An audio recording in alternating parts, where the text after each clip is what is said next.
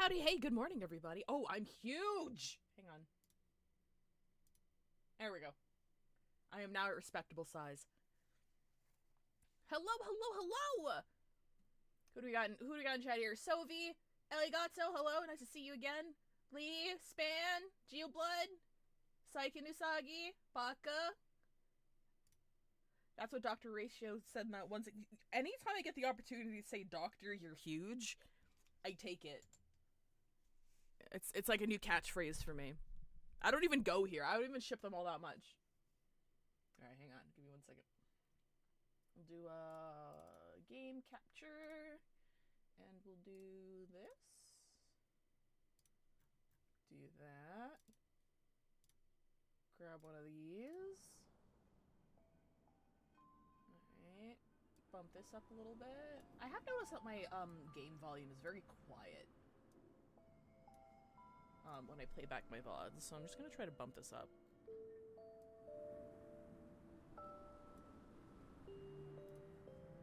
Alright. Alright, sweet.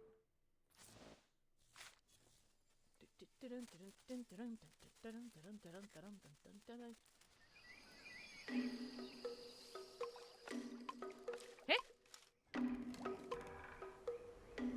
Hey? Why are we getting her whole intro?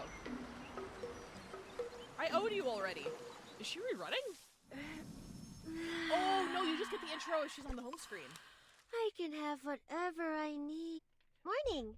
I was waiting for you to wake up and visit me. Work hard during the day and sleep tight at night.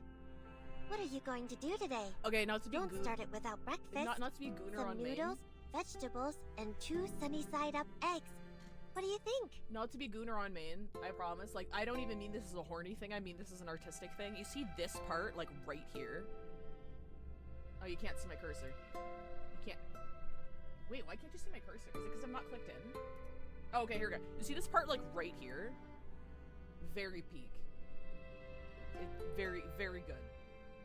It's a very good part. More, this part right here needs to be drawn a lot more.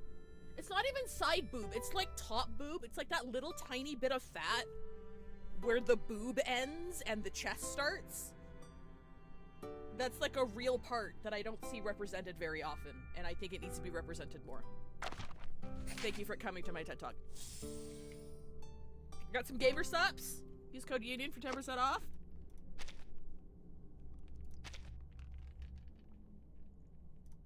Early spring visitors. What is this? 5-star character of your choice. Oh! Oh shit, we get a free 5-star? Bro, I've got everybody. Oh wait, you know what? I actually don't have Barbara yet. I'm probably gonna grab Barbara. Yeah, I'm probably gonna grab Barbara. She's cute.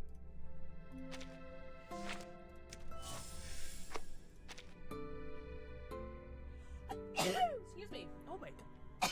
Oh, I have been sneezing like all morning. The fuck, guys? My hurdy is so girdied. Hello, Thasia.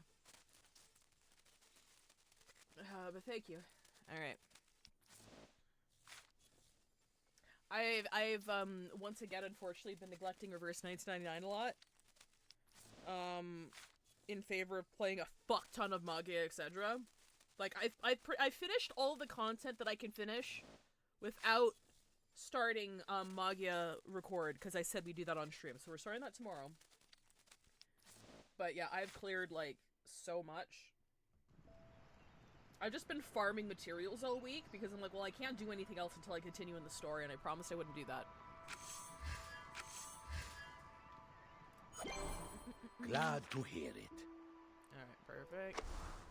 And then, like, Blue Archive has had, what is it, drill targeting, joint drill, I can't remember what the fuck the event's called. Anyway, I've been busy. I've been so busy. Alright, let me see. Oh, I did pull on the scam banner, though.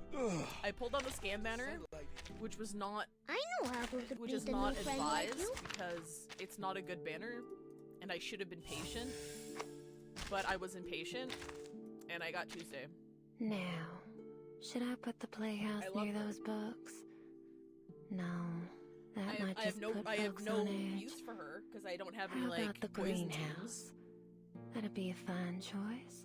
But I love her anyway. Or next to those Nixie tubes. The light does fit the hallway. Oh, I'm hello so cooked. there. I have no good healers or defenders for Magi, etc. Oh shit! So you don't have 4-star Yuma? You don't have Kirika or Sana or what's the girl with the electric guns on her arms and the yellow dress? She's really good. She carried me for a bit. Thank you, Depressed Southern Woman, for your service. We love her.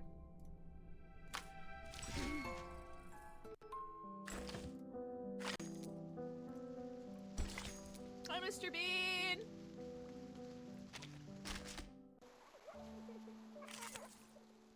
I'm using Laser Gun Girl. The most I have healer-wise is Fire Sword Chick. We don't have a lot of healers. The only healer, the only, like, real good healer that we have is 4-star Yuma, if I remember correctly. So don't feel bad about not having a healer. But the Laser Gun Girl, she will carry you for a bit. I only dropped her once I pulled Kirika. As long as you, like, invest in her, make sure you keep, like, everybody's, magic levels up. So make sure you raise level, make sure you raise the magic level. You don't need to raise, ultimate level, at this point in the game. You don't need to worry about that, but... No, she'll do you. Would you care to lie down? Illuminate, I thought illuminates all. We just running our day. Oh, this is really loud. Is this loud? Is this like too loud? Check my calculation. I'm trying to figure out where the volume, cause like on OBS the volume levels seem really loud, Victory. and then I lower it, and then I rewatch the VOD and it's quiet as fuck, and I'm like, what was I supposed to do about that? What was I supposed to do about that? Might try to pull for the Magi record girl with the shield. Don't do that. Don't. Everybody who's right up right now is standard. Everybody. Oh, you know what? Okay, hang on. Sorry. As a word of caution, I'm gonna bring up this post. Because I warned anybody who watched me start Magi, etc. This is something that I very clearly warned about. Hang on. Let me pop this open. FYI, if you're all caught up with the content, it takes 3+ weeks to earn enough for 110 roll. Just did the math and want to let everyone know what endgame is looking like in the current state of the game. Once you finish the content, the only source of gems is logins, dailies, and weeklies, etc, etc, etc. This comes out to 900 gems per week, so 2,700 in 3 weeks. If you factor in events, which give less than 1 solo pull, we'll have just under a 10 roll if it's a 1-parter, and just over a 10 roll if it has 2 parts. If banners are 2 weeks long, which we'll have to wait and see for, this means you can do 110 roll every other banner. My point in writing this is to say, if you're still clearing the content, do not waste those gems, as you aren't earning them back nearly as fast. This is the one game where I absolutely would not recommend pulling if you don't have 200 for pity. So we're probably going to be getting more than this. Because it looks like right now it looks like the way the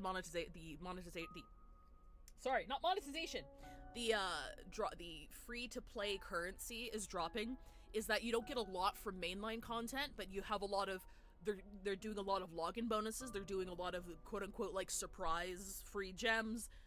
They're doing a lot of unannounced events that drop. Like the new Strike Point event just dropped as well, but that gives you some keys, I think. I don't think it actually gives you any pulls. So we'd still need to wait like a month, maybe even 2 months to see what the free-to-play income looks like. But at the current state of the game, you need to save like 6 months for 1 guarantee. So everybody who's right up right now is standard. You will be getting them eventually. They're going to show up on your account eventually one day. Unless you really, really, really like the girl who's right up, like, you know, like mommy's your fucking waifu or something, go for it. But otherwise, do not pull on any of these banners. Don't do it. Save for the next limited unit, because in Magi Record at least, every limited unit was fucking broken as shit, and they remain broken as shit up until the game shut down fucking 6-7 years later. So, I would very much treat this as a Blue Archive sort of situation with a lot less free-to-play pulls, and just hoard your fucking currency until limited banners drop. That's what I would do. The 4 stars in this game are actually decently strong, and because of the drop rates, you should be getting like some spooks through your free pulls. You should be getting spooks from your free pulls, you know, fairly often. But yeah, that's my 2 cents. Yeah, the free-to-play income is fucking horrible. If this wasn't based on the Madoka franchise, I would not bother. I would not bother. The last time I enjoyed the sun like this was in the afternoon. I went for an outing in the orphanage, but later they found me. If anyone here plays Wuwa, Brant is the same VA as X. I really, really like his VA a lot. He's like a stage actor. He has like not to be a creep, but on his Instagram he had like stage photos of him like in costume doing stuff. It's very cool. So when I first heard his voice, I don't play Wuwa myself. When I first heard his voice in the trailer, I'm like, X, is that you? They gave you a big leading role. You deserve it. You deserve it so much.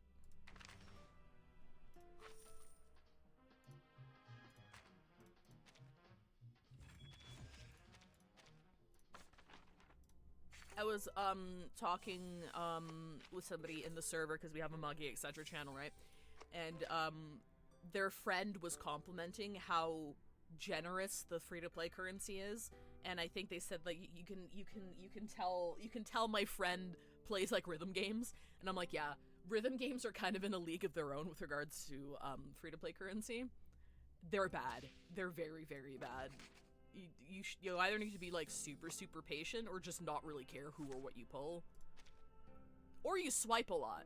That's also a strategy, because it's bad. Brant does serve hard. My friend Pi started Wuwa just for him. Seriously? You're doing the artificial storm experiment here? You're not about to go swimming with my most treasured record, are you? You must understand, this record is a vital element of the experiment. And you need to understand that it's a one-of-a-kind relic of rock and roll! Oh, don't fret. I've taken that concern into account. He's totally gonna snap it. Oh. What?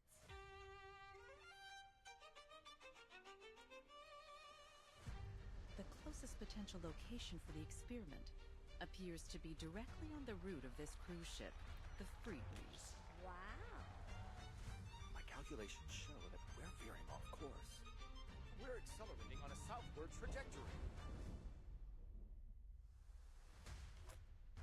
Oh, my voice is a bit low?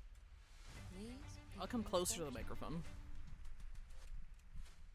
Born at the top, wealth and privilege. Miss Grace, please, show us a new way.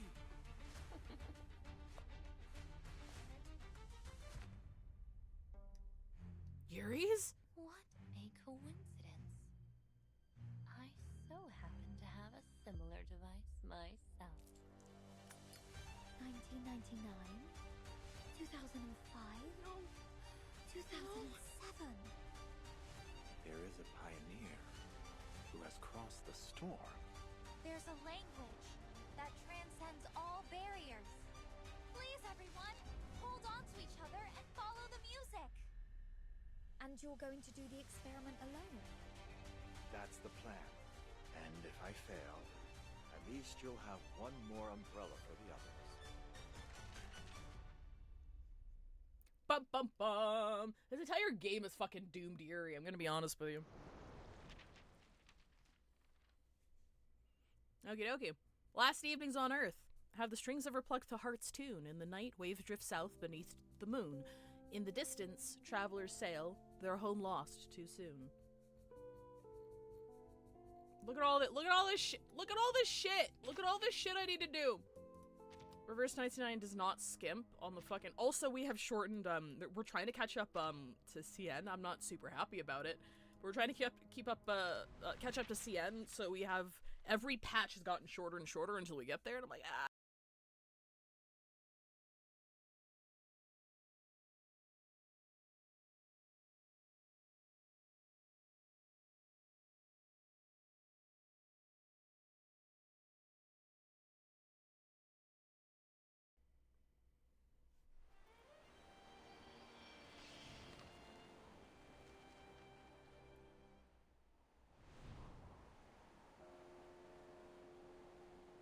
Alright, what have you got for me?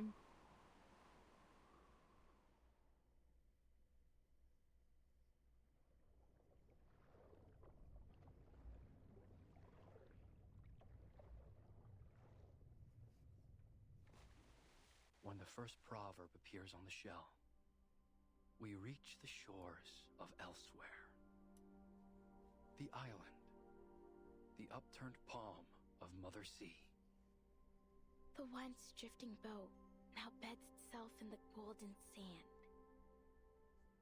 When the second proverb appears on the shell, we kindle the fire, the crackling warmth, the spark of hope.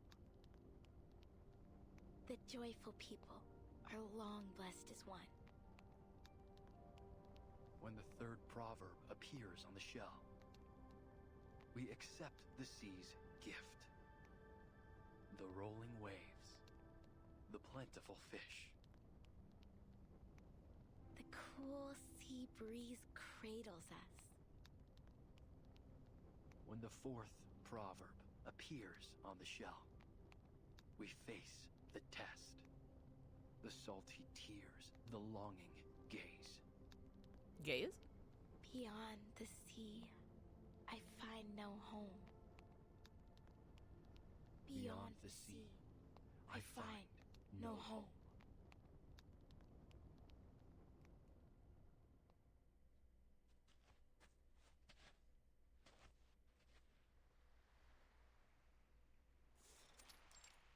Beach, Nukutaeo?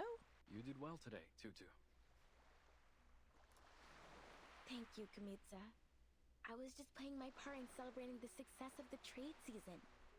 Nothing special, really. She's so fucking cute. I should not have used 60 pulls to grab Tuesday because she's fucking broken as shit and I need to try and pull her. But, that is a risk I was willing to take because Tuesday hot. But what are we doing here? What could be more important than the celebration? I've never seen you sneak off on a bonfire night before.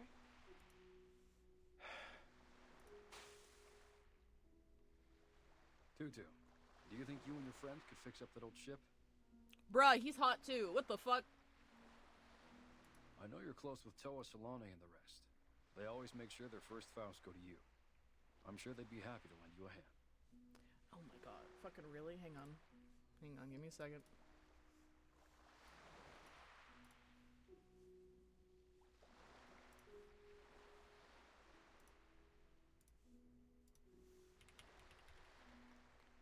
Faust. Shut up, AI. I don't give a shit. They're for poetic. Ready, eager, willing, prompt.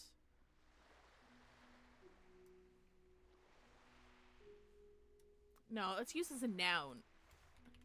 Noun.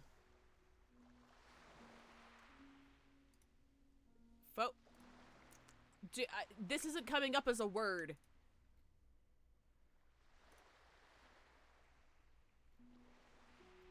Is it not English? Plural of foo? Drunk. I don't think that's what that means either. Okay, well, we're just gonna have to use context clues here, folks. And the elders like you too. I've heard many of them say they'll leave their spirit shells to you. So you can win their support too, right? Whoa. Slow down, Big Chief. Are you saying you want to fix up the Quick Spear? Yeah. But why? We've kept it docked for years. Maybe one day we'll need to set sail again. To fish or spend some time on another island. But the merchants already come by every few months to bring us hollow fruits and red snappers. Why would we need to sail? Kamuta paces back and forth in front of Fututu, the words stuck in his throat. Yeah, but what if a storm hits? Are we just going to sit around and let the waves wash away our homes? We've been through much worse than a few storms. She raises her head proudly. Remember when the waves came and took away Malaga? Hailani cried for days over that little pebble castle. And then that strange oil polluted the water all around Ititi. The only place where the water's calm enough to hold a pow-pow race. We haven't held a race since. Oh, the oil from the, one of the previous story beats. The Miti and Vaipuna, but we've made it through.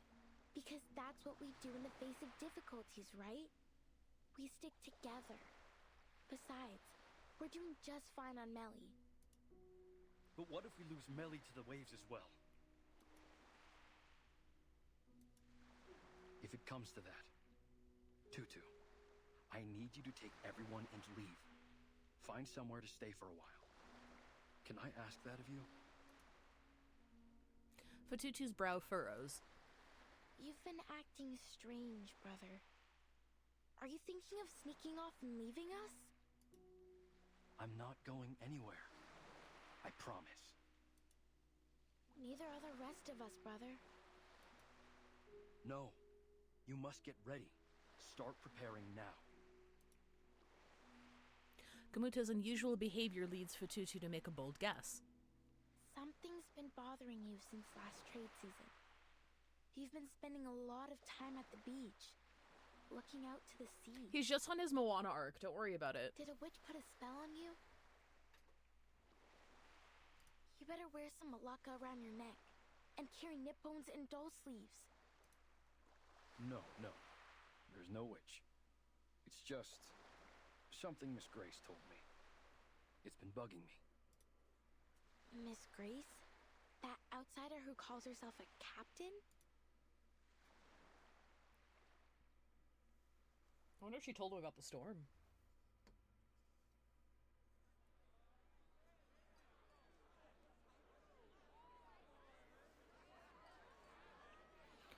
With the singing of the Nukutai, the trade festival slowly comes to an end. On the beach, the Nukutai bid farewell to their guests in twos and threes, enjoying this rare moment of leisure. I don't mean to alarm you, Mr. Kamuta. Oh, Miss Grace is the fucking that NPC from Tuesday's event. Remember the one who like replaced the girl that fucking God, what's her face? The cowboy-like lady with the one who doesn't wear a shirt. Remember?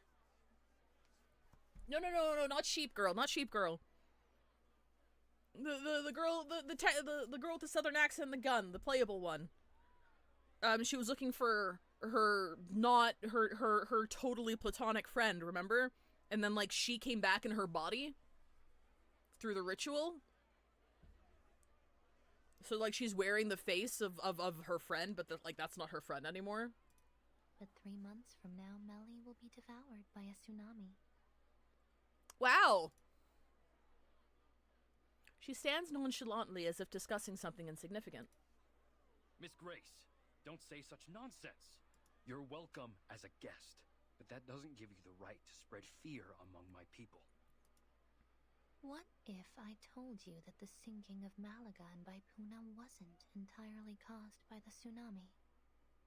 But there were other factors at play.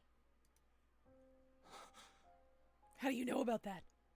It is true that the tsunami sent them into the sea.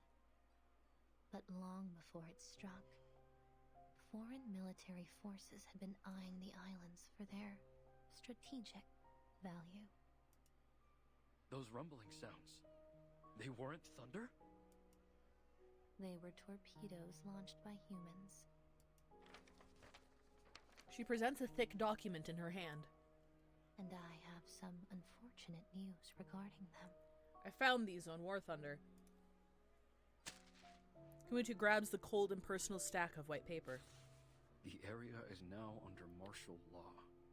Any development plans for the region should be revised accordingly. These coordinates, they cover Nukuteao. Nukuteao. After a brief investigation, they concluded that your home is an unoccupied area suitable for their weapon testing. It won't be long before they publish a report on this new test site and receive their rewards for discovering it. The veil of nothingness was cast by our ancestors to protect us from the outside world. I never thought it would put us at risk. As chief, I must bring this to the attention of my people. Perhaps it's time we remove the mist. But without it, we'll draw all kinds of attention. Are you talking about Argus? Yeah, Argus. Hang on, let me see if I can...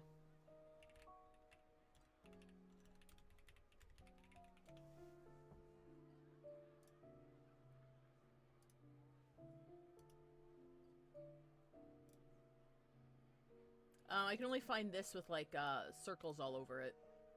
But... Her. Kayla! Yes, yeah, Kayla was the one that Argus was looking for. Kayla was the one Argus was looking for. But then, like, Grace is either, like, disguised as her or, like, took over her body. Because Kayla got trapped in the mirror that Argus shot, remember?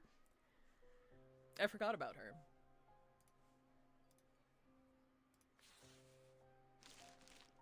Kamuta clenches the report tightly in his fist. Miss Grace, may I borrow this document? My people need to see this. Be my guest. But you'd better persuade them quickly. Shit disturber. Why's that? As far as I know, they're looking to expand the test site. It's on their agenda now. Right. We'll have to set up a meeting with them to negotiate. Certainly. I wish you the best of luck persuading those warmongers. And for your safety in the coming tsunami. Every nonchalant word that leaves her mouth strikes Kamuta with the shocking gravity of the situation. With all due respect, Miss Grace, not even the Nukutai can predict the movements of the ocean that far in advance. On what basis are you making this forecast? It's not a forecast, Mr. Kamuta. Call it the wisdom of hindsight. Or perhaps I should put it more clearly. Have you heard of the storm? Yep, totally told him about the storm. Kamuta! Kamuta! Brother! The rain's getting heavier! We must go inside! Rain blurs Kamuta's vision. He stares into the distance, his eyes widening as the frothing waves roar toward the coast. The sea level is rising. It's the tsunami. It's happening.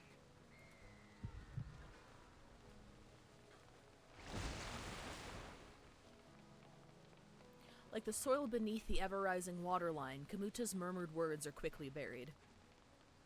The sea has almost swallowed the whole atoll. What's going on, Tutu? Kamuta? A worried figure hurries over. No time for questions, Toa.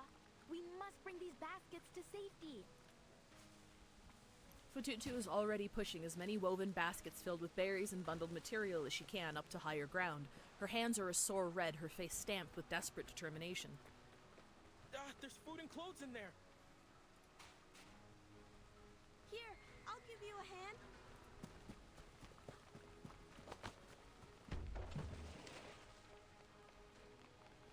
A tall figure rushes over, grabbing the baskets from the children's hands and tossing them aside. Chief, what are you doing? Leave them. There's no time. We must get to the ship. Now! Our people still have to live after the flood's over. If we don't bring something, what are we going to eat? Or where? These things won't fall into our laps, you know. Listen, it's different this time. Before Kamuta can finish speaking, a few dark shadows dart out from the forest. Tutu, watch out!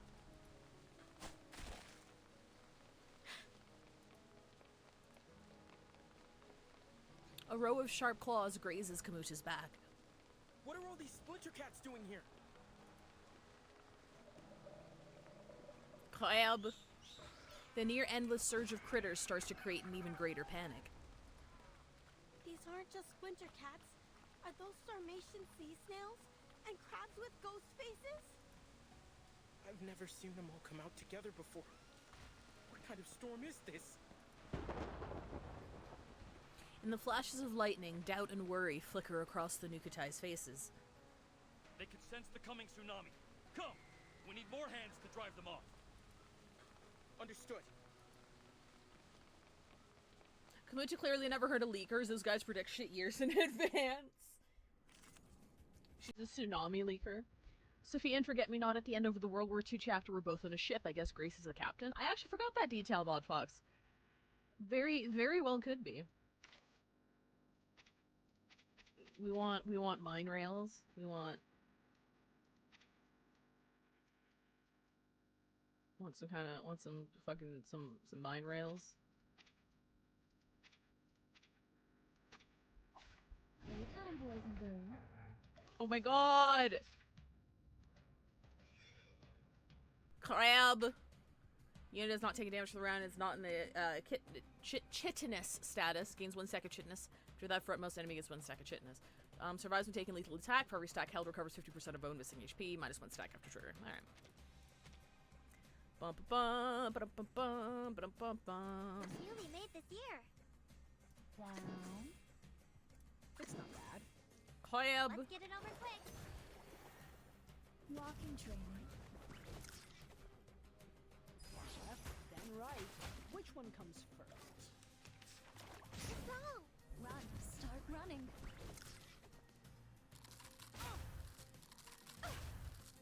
Got you.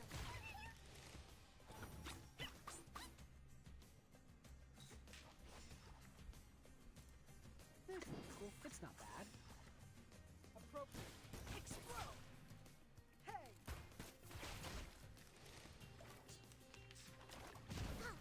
Walking training. Another jar? Pause. Cool.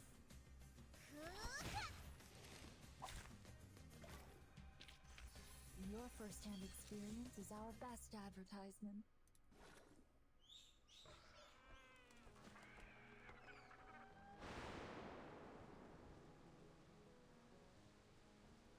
The fleeing critters surge like the tide, scattering the Nukutai. Many are left wounded. Go! All of you! Now! Everyone get to the quick spear! Ghostface Crab! This tsunami, it's the worst I've ever seen. Is it true? Is this the end of Melly? Tutu! Don't just stand there. Get over here! From the shadows, a spiny claw swipes at Fatutu. Vala. Hello?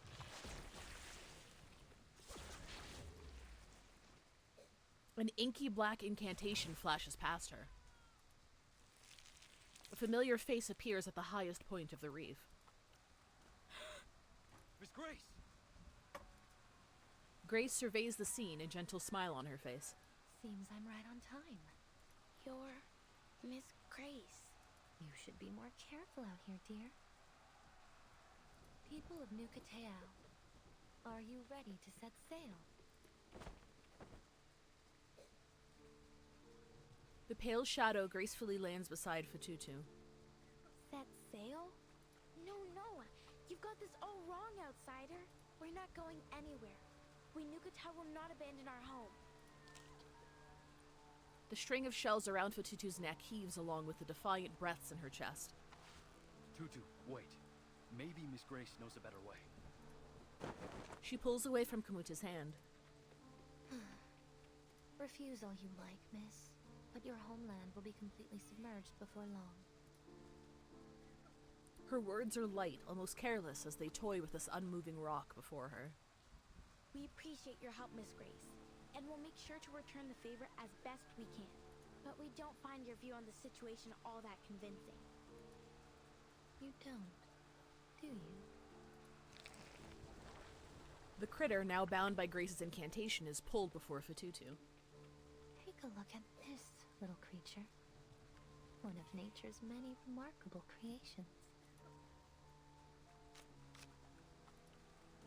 It has a fitting name, too. The Moon-Eyed Fiddler. They hide themselves in the water, covering their traces with the ebb and flow of the tide.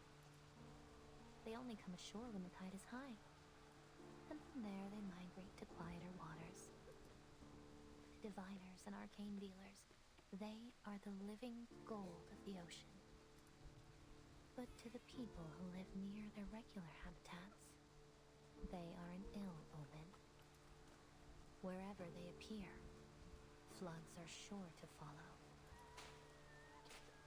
Grace takes a few subtle steps toward Fatutu. This tsunami is only the beginning. Animals migrate and leave their homes behind when conditions become unfavorable. You should do the same. Look around you. Think about your people. The tide of critters seems to have subsided, but the Nukutai still bleed. Fatutu can clearly hear their labored sighs and gasps. Tutu, it's okay. We know you have your reasons.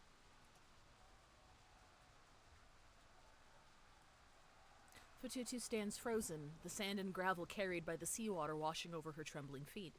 Tears well up in her eyes as the mottled gray of the sky above seems to merge with the crimson ground below. Do we really have to leave? Grace gently adjusts Fatutu's collar, wiping the rain from her face. The outside world is indeed full of dangers, but there is less to fear than you think.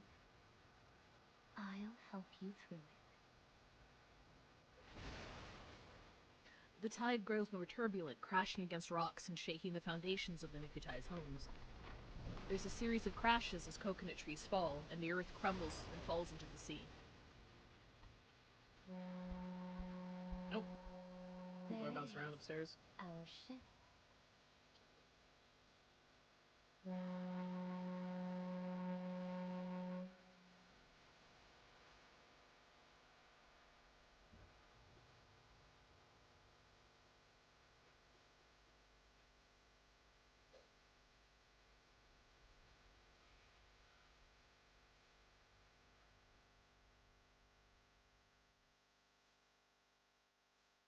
Alright.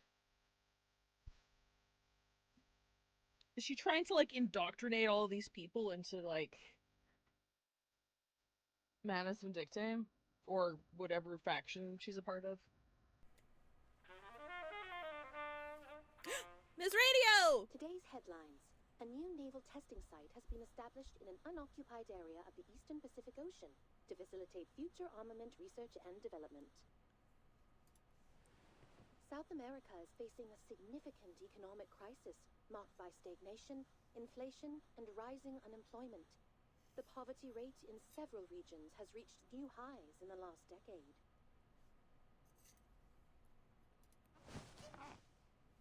The Ocean Conservation Association is calling for greater attention to be paid to the oil spill near the archipelagos, claiming that the relevant organizations have yet to launch a full investigation into the cause of the incident.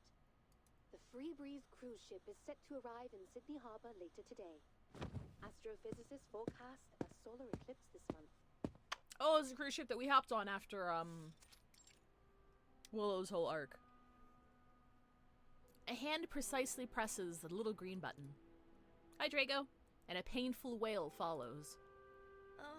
Miss Radio! That's what I said! How could you do this to me? Today of all days?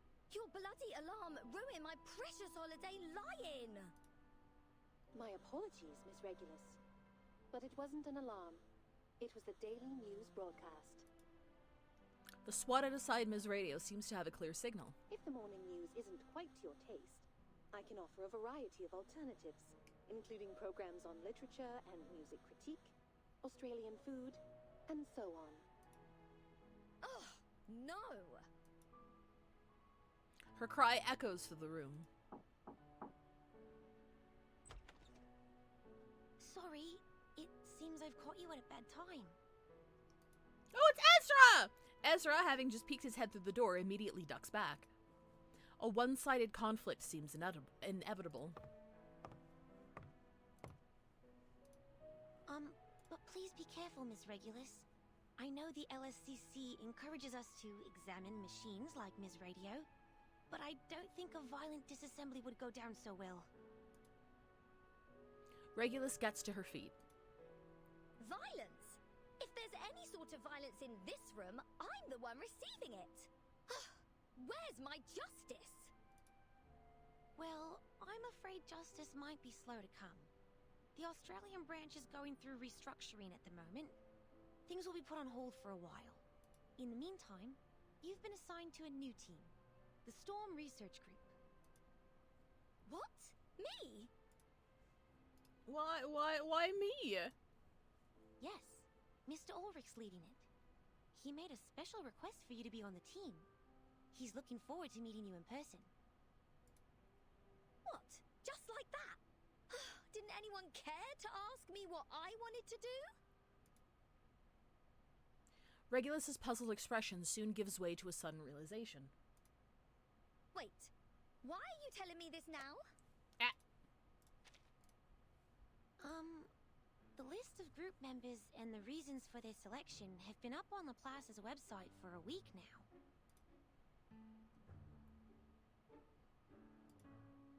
And today is its official founding day. You should be there, as a Laplace staff member and an important part of the new team. Huh? Hold on a minute. As far as I'm concerned, I'm still on Team Timekeeper. And, more importantly, I'm still on my time off. She's on vacation! Good to see that you actually paid attention in our last group meeting, Regulus. The owner of the suitcase, Regulus's savior, the Great Timekeeper, arrives at the door. Vertin! Oh, thank God you're here. Go on, tell them I'm still on holiday. The fast-drowning pirate is hoping for a life preserver. Sorry to break it to you like this, Regulus, but today's our last day off. You can't be serious! Of course I am. Also, Mr. Ulrich has invited us to attend the ceremony in Laplace. Ulrich! Shall I give you a moment to get ready? No! Let her sleep! Let her chill!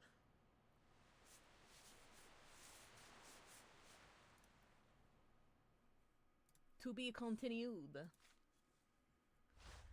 I'm such a fan of her. Vertin's so good. Like, I love Vertin so much. Side note,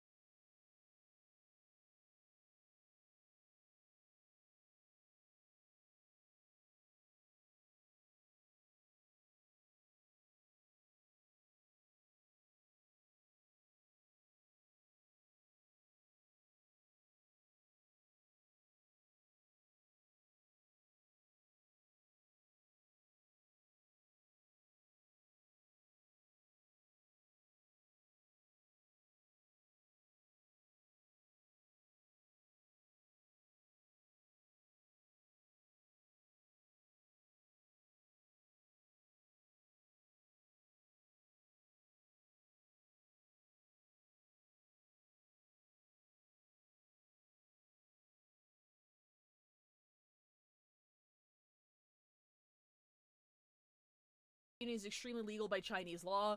Yeah, there's that. There's I don't claim to be an expert in Chinese law, but there is a union that Hoyoverse is a part of in China that prevents them from joining other unions, including international unions. If they were to go flip union and go through SAG-AFTRA, that's a giant fuck you to all non-union and international voice actors, because that means that they cannot hire anybody on any of their projects that doesn't go through the union first, and the union itself has very massive barrier of entry for actors who want to join it, and are not worth joining for people who don't live in the US, because it's a US union with US jurisdiction. There are also anti-AI laws and AI protection laws built into China's law, which were passed last year, where, you know, AI replications and shit cannot be used without explicit consent and compensation. So they have that built into their government already, so they don't need additional layers of protection. It's just a lot of ignorant shit that is being touted about, because it's very US-centric in their arguments here, which they should be, because the strike targets are US companies who are being dumb as shit and need to be taken down. And it's just, yeah, it's a mess! It's a mess! It's a mess. Anyway, chapter 2.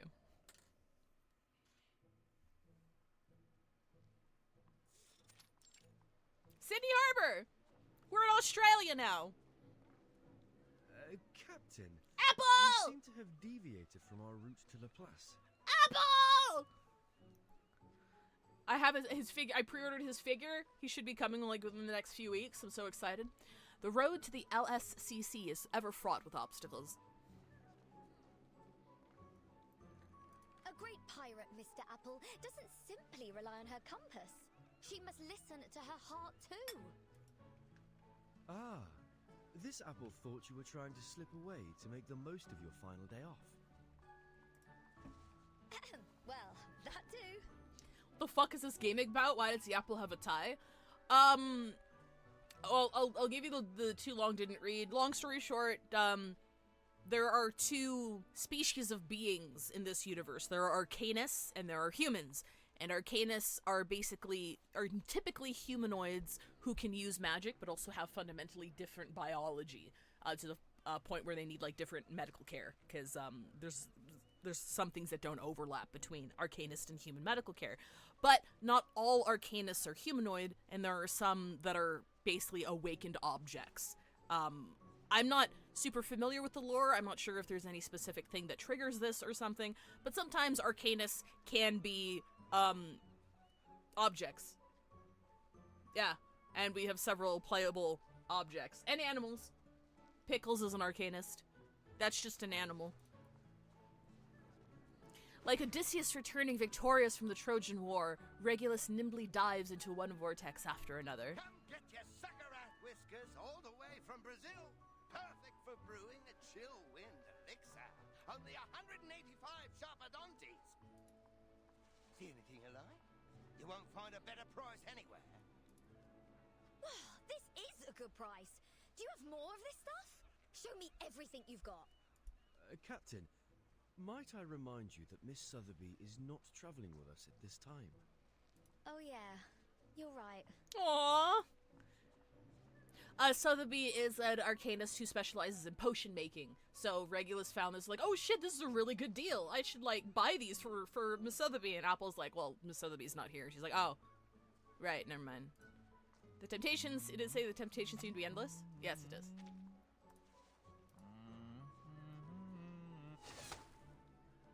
A street artist sings as paint flies through the air, almost splashing onto Regulus' sunglasses.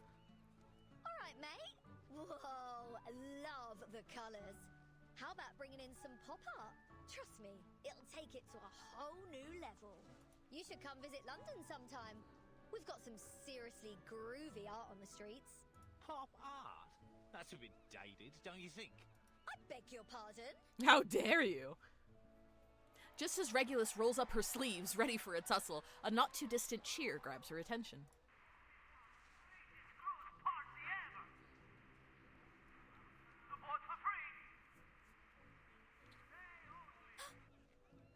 Did you hear that? go over there and check it out, Mr. Apple. What is it? Could it be Manus Vindictae? Miss Verton did caution us against the Manus followers we might encounter in Australia. No, it's something much more important than that.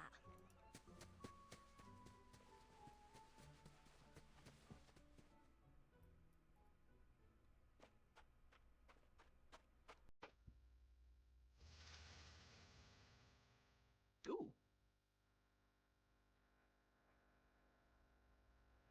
Ooh, I'm digging the music here.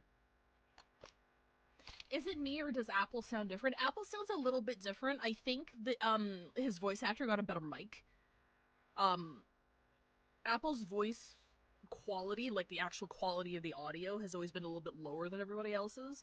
But with his newer lines, it definitely seems like he's gotten a better setup, like a better home setup. So it's a bit, he definitely sounds a bit more clear than before. I'm like 99% sure it's the same guy though.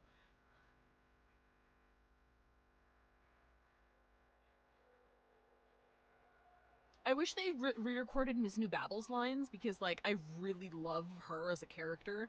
Her mic quality is unfortunately really, really low, and you can hear the difference in clarity between her and the other cast. Ladies and gentlemen, welcome to the greatest sail away party in all Australia. Why are you Italian?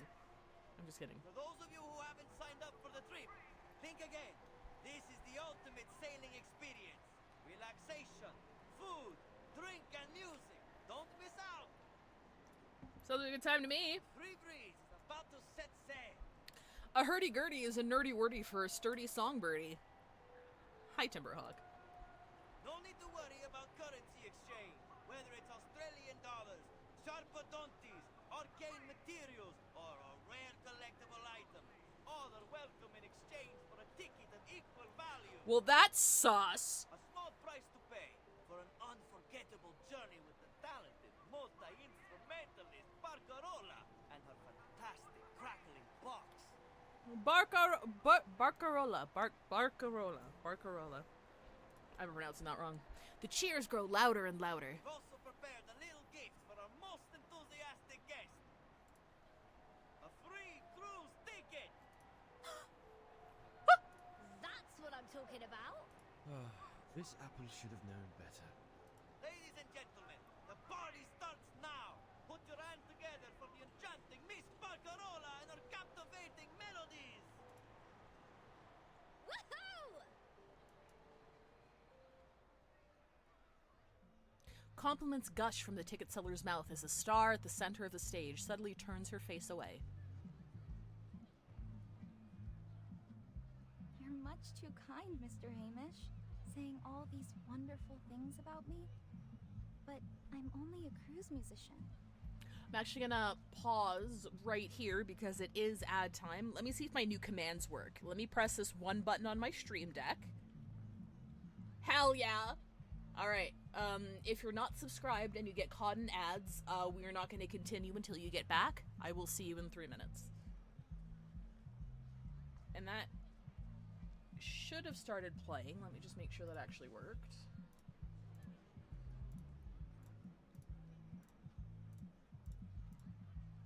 Alright, perfect. Excellent. I finally got my stream deck set up properly. I'm excited.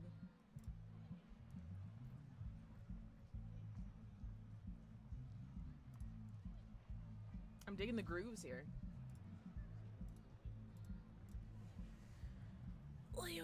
How are you today? I'm doing great. I'm a little sleepy. I'm always sleepy. I never get enough sleep the night before these streams. Entirely my fault. I go to bed way too late. And have engaged in, like, conversation or whatever. With, like, friends or whatever, like a fucking loser.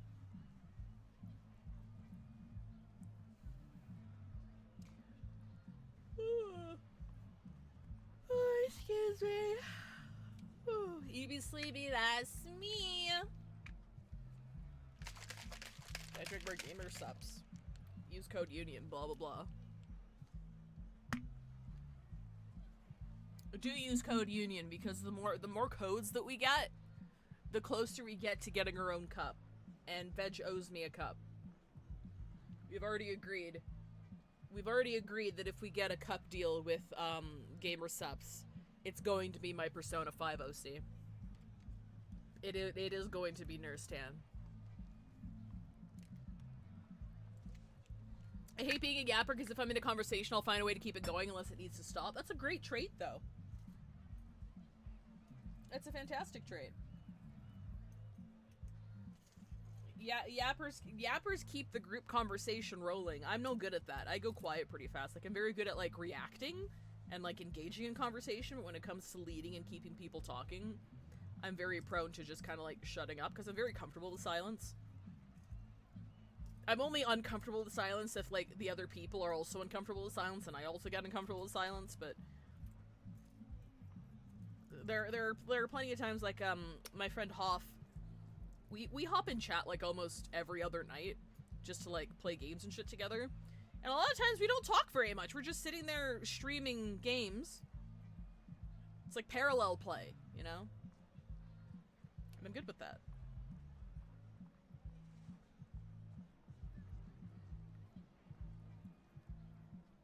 Rather, sometimes I'm the one who needs to stop for me to go to sleep. I just like talking to people. True! Okay, I think my voice is too loud now. I'm gonna bump myself down. Alright, I'm keeping it at a cool 30 here.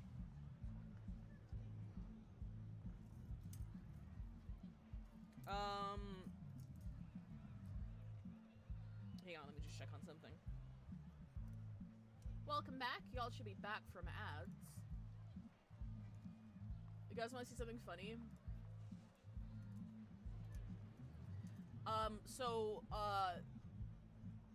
I forgot to turn on, or rather turn off, or rather, no, when I was playing Mario Record, I forgot to turn on, the streamer mode, so the past several days have been me, like, muting these, copyrighted music things one by one so I can finally fucking publish my video. So that's why last week's VODs aren't up yet, because, like, you have to do it each line by line, and each line takes, like, fucking 3 or 4 hours, because it's YouTube's system automatically, cleaning up the audio for you. And I'm like, fuck! That's entirely my bad. The game warned me, like, yo, if you're gonna be playing this game on stream, make sure you turn on streamer-only mode, because half the fucking songs are copyrighted. I did it the first day. Fucked up the second day, though. Unfortunate. Alright, here we go. It's thanks to the collective efforts of the whole crew that the Free Breeze has been so successful. I just feel privileged to be a part of it. I know you want to stay humble, Miss Barcarola, but there's no reason to be so modest. Many of our guests come aboard just to hear you play, and I'm sure there will only be more in the future. So what's the harm with hyping the crowd up with a little round of applause? Well, if it's for the ship, I suppose I can handle a little publicity. Of course you can, and you deserve it too. By the way, do you know the guest over there? She's very, enthusiastic. Hmm? She follows the direction he's pointing to find a particularly lively duo among the crowd. A girl dressed in red and blue and a floating apple. Not even the weirdest thing she's seen. You've been drumming up the crowd. Sold us a load more tickets. We've never sold out so quickly. Ooh! Alright everyone, listen up. I've got some exciting news to share. This piece of paper in my hand could be your ticket to an incredible seafaring adventure. Just think about the cool breeze, the spruced up cruise ship, and the awesome music. What more could you ask for? This is a once-in-a-lifetime chance for a trip you'll never forget. This makes sense because for anybody who doesn't know, she was in radio. She had her own, like, little radio station, so she's used to these promos. So, let's get buzzing. Throw your hands in the air and your coins out of your pockets and let your dreams come to life. She wants that free ticket, bro. Let's hear those coins jingle and fill your spirit soar.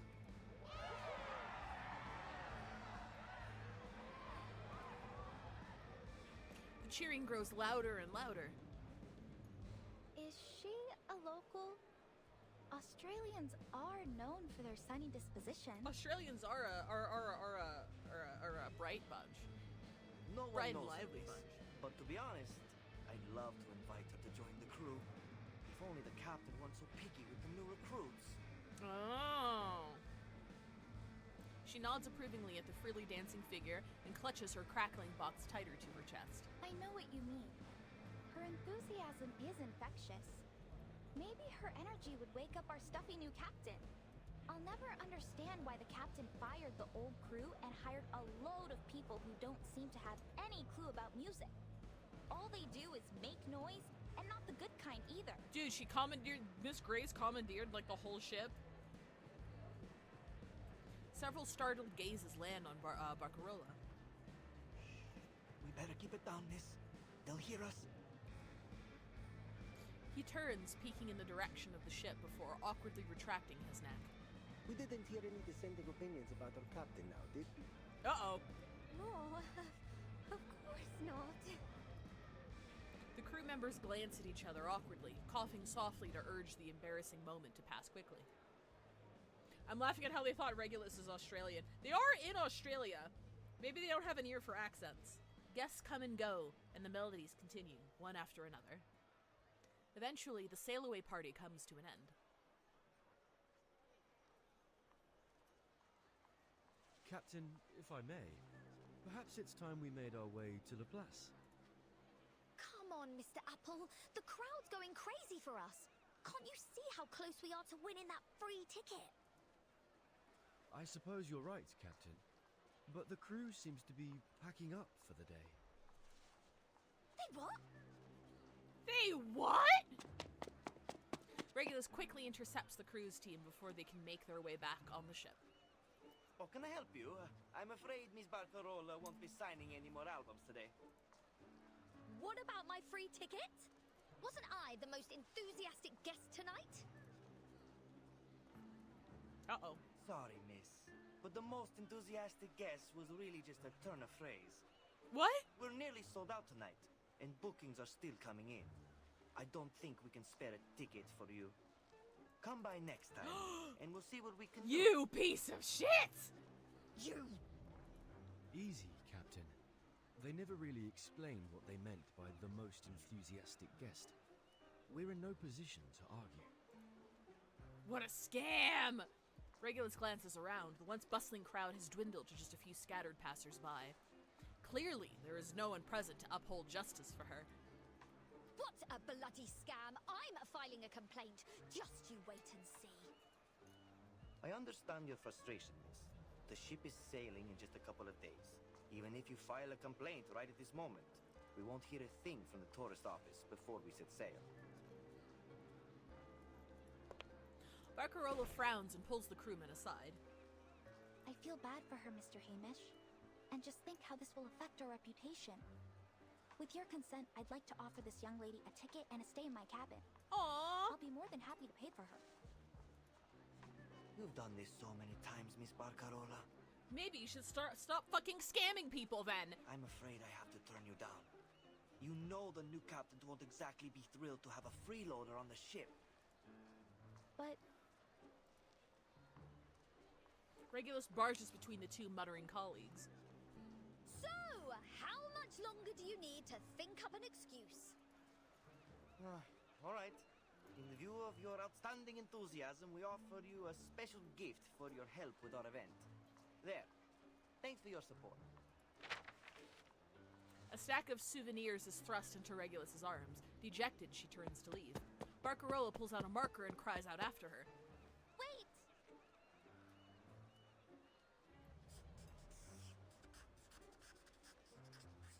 I'm so sorry about all this, Senora. I hope this will compensate for it. Huh? I hope we can see each other again. Preferably soon. What? She's hitting on you! She wanted you to stay in her cabin! That's a joke. Poor Regulus! What the fuck? So cruel. Please make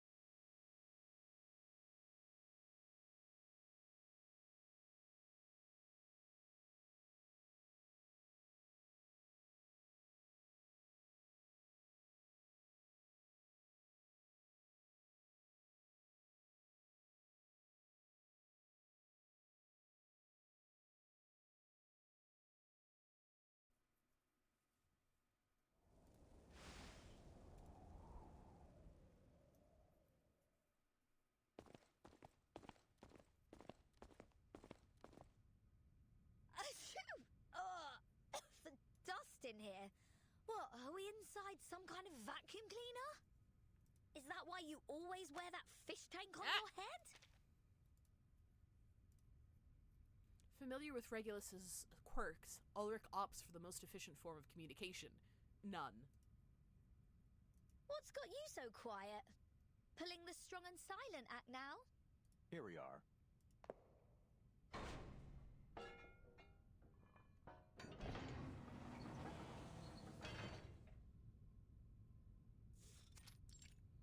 Launch site. Cronulla? The site has been utterly neglected. Dust and debris litter every corner of it. Here? As in... The Laplace launch That's site in concrete, Sydney. We baby! collaborated with the Foundation and the Space Agency for various projects here. Bigger the follow, Speedster King. Thanks for the heads up. I almost thought we just barged into some rock star's house. It will actually take another 2 years before this place becomes an official launch site. Oh, yeah, right. We're basically living in the past. I visited various launch sites to verify the photos. Guiana Space Center, Placet's Cosmodrome. Then, I found this place. Most of its archives were lost in the storm, but a small portion of the early records survived. I left them here with the rest of the files I compiled. Papers scatter into the air as he rummages through the files. Damn it! Where did they go? The ferrofluid tremors in his tank. Huh. So, does this mean we can all go home now? Absolutely not. All right, new task. Stay put and don't touch anything. I need to find those files. Fine. As Ulrich makes his exit, Regulus scans the room, a glint growing behind her eyes. Oh, amazing! An old military base. Mysterious photos. This is going to be juicy. No chance Ulrich is stopping this rockin' pirate from going after treasure. I mean, very, very important files. The hunt is on. Ha ha! Let's start with what's on this table. The clinking and clattering of rummaging fills the air, like a string of cheerful musical notes. La la la la la la la da da da da da da do do do do. I almost forgot. Can't go treasure hunting without some music to rock out to. Turning the knob, she powers up the amplifier. Woohoo! The world belongs to rock! The vibrations reach Ulrich, causing the ferrofluid to ripple. Even the desk is trembling. Damn it! I forgot to tell her to keep quiet. Uh-oh. The screech of a bird pierces through the pumping music. What's happening? Is this an earthquake? A few agile black shadows leap around the upper parts of the observation deck. The tremors free a note pinned to the wall, and it flutters down to the ground. The handwriting is all too familiar. Investigators report multiple Tripodero attacks on humans have occurred in the area. They seem to regard this abandoned facility as their territory, attacking any intruders. Remember, keep your movements quiet. Ulrich! Oh no! Crap! This is the note I wrote last time I was here. He forgot! The ferrofluid ripples violently. Regulus! Turn off that speaker, now!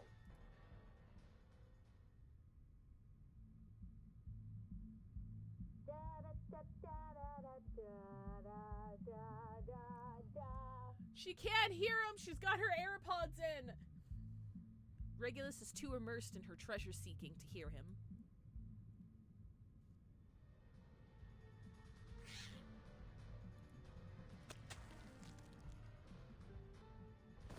A glob of dark green sludge shoots down from above.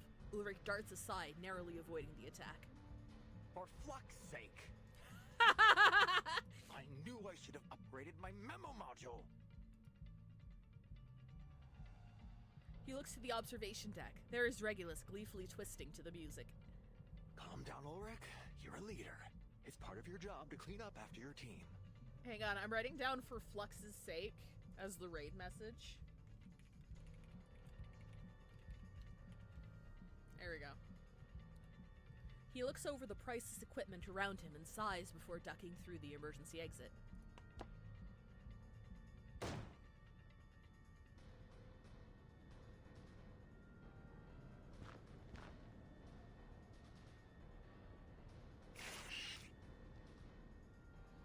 The Tripaderos follow in hot pursuit. Time to kick their ass. Yeah, we can stick with this. Playtime, boys and girls. Oh my god, look at this little alien bird! When attacking that's with a Fracture 2 status, on the next round, all negative status the target receives are extended by +1 round. Attacking target. User attack, taking additional user's 50% chance of damage. After death, enemy gains 1 stack of. Okay, so to ensure that, we just need to make sure that we hit both of these guys once. That's what it seems like. So if we're gonna channel here, and then we're gonna hit you here, and then we're gonna hit you here. It's not bad. You don't want to miss it. Say sorry, miss. Appropriate. Explode. Oh, he fucking dead. Oh wait, no, just being attacked gives us fracture. You will pay for this. It's wrong. There they are.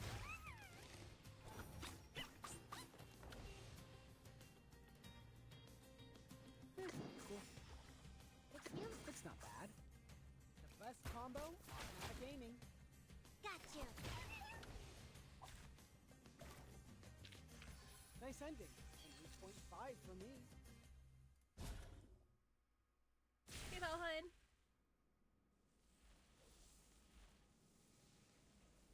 Ulrich sends a current through the electronic components around him, creating a cacophony of sounds that sends the Tripaderos scattering. Flux! Flux! Finally it's over. Ulrich stuffs the last piece of damaged equipment into the recovery bin. Then he climbs back through the window. He is visibly drained. His fish tank's only half full! Relax. Don't overheat. You'll have to get used to this if you want to be a good leader. Good self-talk, good self-talk. Regulus bounces lightly into the room. Ulrich! Look what I found! She waves her treasure, a hefty stack of documents signed in bold by Ulrich himself. Where's my round of applause? If you're even half a leader, you'll fight your hardest to get a decent salary for such an outstanding employee as myself. She shoots him a triumphant wink. Sure. Just one more thing. Scientist to scientist. It's like, okay, yeah, why not? Regulus gestures toward the still sparking machines beside Ulrich. You made some pretty cool electronic music in that battle. Didn't know you had it in you. Ulrich lets out a deep sigh, deciding to avoid any further arguments with his team member. Here are all the files related to the satellite. Look them over, Regulus. Ooh. Do we have to go through all this right now? Why? Is there some even more juicy stuff in them? For you, it might be. The satellite carries a variety of arcane items. Space seeds, dragon tree resin compasses, obsidian crystals, WFPCs, astronomical spectrometers. Even its power source is an arcane record player. Oh! We've made a list of everything that was on it so we can test them against the artificial storm. The satellite is an archive of the wisdom of the entire human race. It somehow survived multiple storms. Oh, so they found it! What are you gonna do with it? Sadly, a lack of maintenance caused it to plummet to the Earth. It crashed in your time, 1966. Regulus' sunglasses slide off her face, but she doesn't even notice. She grabs the stack of documents and flips to the last page. The telescope officially crashed in 2007 in Aldeburgh, England. All onboard instruments were destroyed. Recovery failed. Regulus Space Telescope Project Report as above. The telescope project was named after a record that was on the satellite, which also happens to share your name. Oh. Regulus. And Apple's there. Regulus holds her backpack tightly to her chest, its pockets full of treasures. She flips through a series of records, her hands trembling. Finally, she finds the treasure she is looking for, a record identical to the one depicted in the documents. It's from the 1966 Aldeburgh Crater Music Festival, an accident from the past. And her all-time favorite. My little thing. It was the record on the satellite. It's Apple! Yes, that's the one. Wow, you've kept it in great shape. So, this is the key to braving the storm? It might be, amongst several other options. I get it. That's why you wanted me on the storm research team. Not just that. I've read the Apare on Island reports. You demonstrated some serious talent with the series puzzle in that cave. And you've faced more storms than the majority of the Laplace staff. Finally, some acknowledgement! We're not working together for a couple of research papers. This is about the survival of everything on Earth. We need all the help we can get, including yours. Regulus falls into an uncharacteristic silence. In fact, Laplace even held a meeting with the Foundation to discuss borrowing your record. The Foundation suggested we apply for an item transfer order under the Artificial Storm Project and let the Timekeeper take over the matter. Some of my colleagues told me that, according to LSCC regulations, lending assets to the center is mandatory for all staff. The frequency of the ferrofluid's vibrations is chaotic, like some kind of unsolvable cipher. But... Alright, let me be honest with you. I'm not comfortable with taking your record by force. It's yours after all. It's your choice what you do with it. So, here I am. Not as your leader, as myself. Fucking music cues. Hoping we can find a solution that works for both of us. Has anyone ever told you that you're terrible at negotiations? True. Ah, damn it. I knew it wouldn't be easy. He angrily knocks his tank with his fist. He's so close to the record he's been searching for. The ferrofluid ripples into a subtle arc. Go ahead, Mr. Ulrich. Take it. Before I change my mind. Regulus's expression has never been so serious. You're willingly giving it over to the Artificial Storm Project? His carefully prepared arguments vanish in a moment. For a cause even greater than rock music? Absolutely. But just to be clear, I'm only lending it to Laplace. You have to give it back when you're done. It's the only copy in the world and the future centerpiece of the Regulus Museum. Thank you, Researcher Regulus. Thank you so much. I was gearing up for a much tougher talk. I even applied for additional funding and a month's leave to offer you as leverage. Well, I suppose I won't have to use it after all. Don't tell her that! Regulus freezes. What? Why did he give it to her anyway? It's all she wanted. Oh, hey, it's the home screen. The suitcase is in its usual harmony. Its occupants go about their business, each busying themselves in their own little worlds. Regulus, no, wait. Oh, Modfox, it references an actual golden disc these satellites have. These satellites were sent out to space with a golden disc that held several photos of humanity. It was meant to be a message to aliens that we are here. Only 2 were made in humanity's time. Oh, that's right! I've heard about those. I didn't realize it was on a golden record, though. Timekeeper! Sonetto, what's the rush? I just wanted to remind you that our vacation in Australia is over. If you need any help packing, please let me know. She wipes the sweat from her forehead. Then she remembers something. Oh, and I have something for you. She hands her a colorful piece of paper. Huh? Regulus asked me to pass these out. She won them at a sail-away party. She said they're Highly valuable, the finest choice for any collection, if I recall correctly.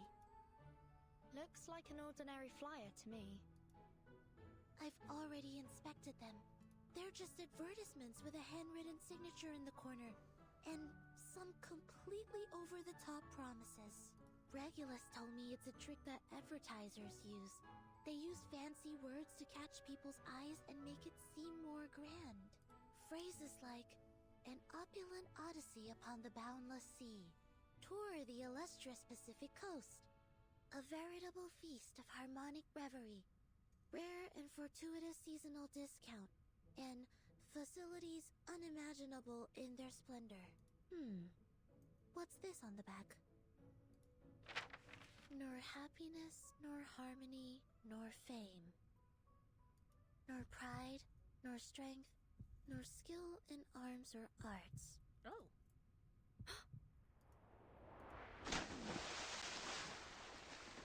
Those familiar words hit like a tidal wave.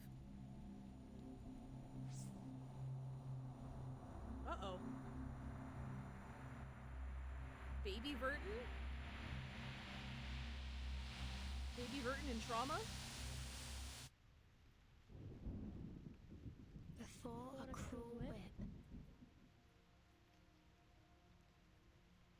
man who man would be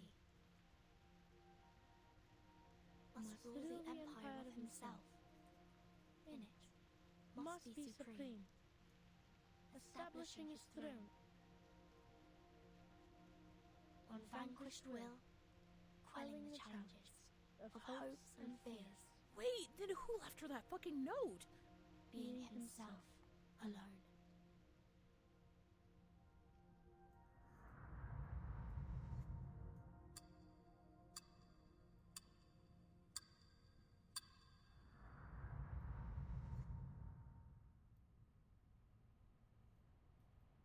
She recoils in shock. The flyer falls to the ground. Is everything alright, Timekeeper? This is a poem she once knew intimately. One that had been held by countless young hands and flowed gently through equally young voices. In the tree hollow, in the square, in the outdoors. Sinetto, change of plan. We need to contact the Foundation, now. What the fuck? Oh shit. What the fuck? Plaxius Pi, the Voyager satellite is one such satellite, hence why Voyager has the golden record in the trailer and her Insight 2 outfit. Oh!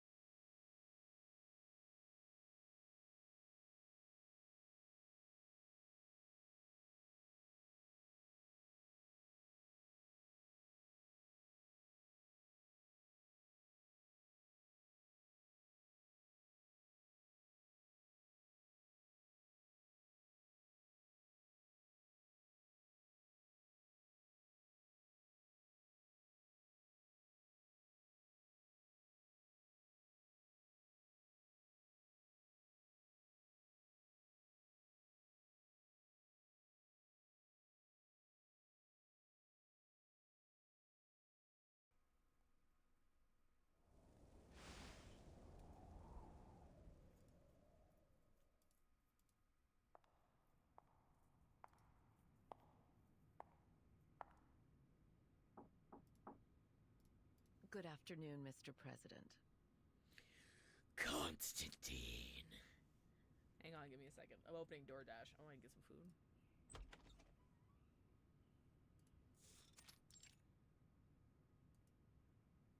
May the peace be with us.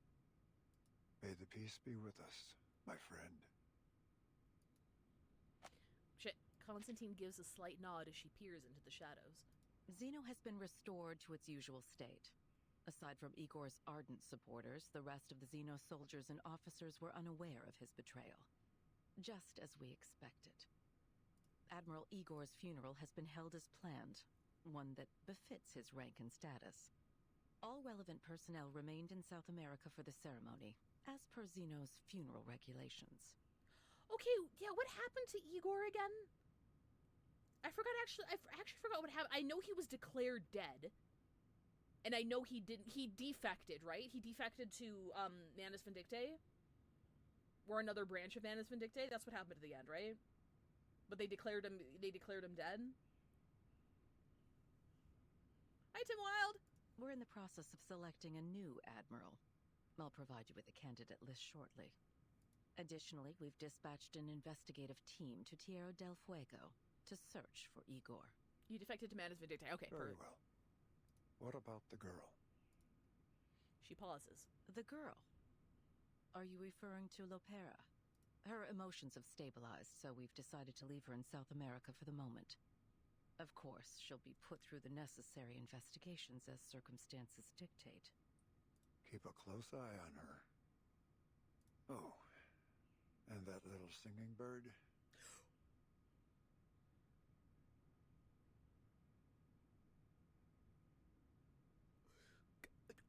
I don't know why I didn't clock this before. The president's voice sounds exactly like the the narrator's voice in the first chapters of the game. Remember like the mysterious disembodied voice that was talking to us in the first few chapters of the game? Like I think that's him. Constantine takes a step closer, lowering her voice. Zeno is quite upset about our decision regarding Miss Kimberly.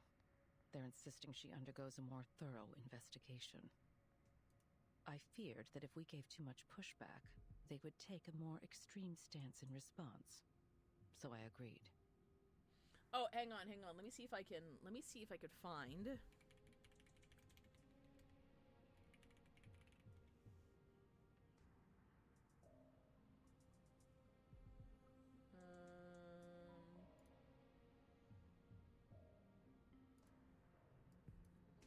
This might be it. Hang on.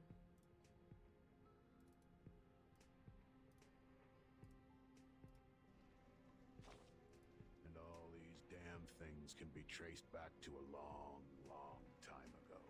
This guy. When the monkeys decided to stand on their feet. We have no idea who this is. It's winter in the early 20th century. The gloomy rain never stops. The square on West Jackson Avenue is alive with people. There is an Italian Renaissance-styled basilica. You rarely see so many people get together without making a sound. Yeah, so these little narrative bits were scattered throughout the first few chapters, the first few story chapters of Reverse 1999.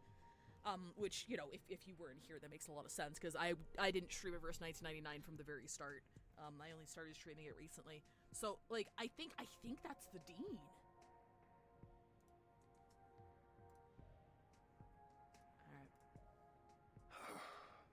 Those soldiers never budge. It does sound like a little bit of a younger version of him. You're right, yeah. Of course, Zeno agreed that the investigation would be done under the supervision of the Foundation. If nothing else comes up, she will be put into the Timekeeper's team and granted the same rights as the other members. Good. Don't keep Vertin waiting too long. The Xeno piece has landed safely. Constantine gives an internal sigh of relief. There's more. Madam Z has received word from the Timekeeper. The Timekeeper suspects Manus Vindictae is active again in Sydney Harbor. They're likely on board a cruise ship named Freebreeze. This would explain why our field investigators have been having difficulties with their tasks. Manus has covered their tracks carefully this time. Where's the cruise bound for? That's still unclear, sir. However, Moth just reported in confirming that the ship has passed the Oceania Islands. An interesting development. Indeed. Constantine's tone carries an imperceptible trace of pride.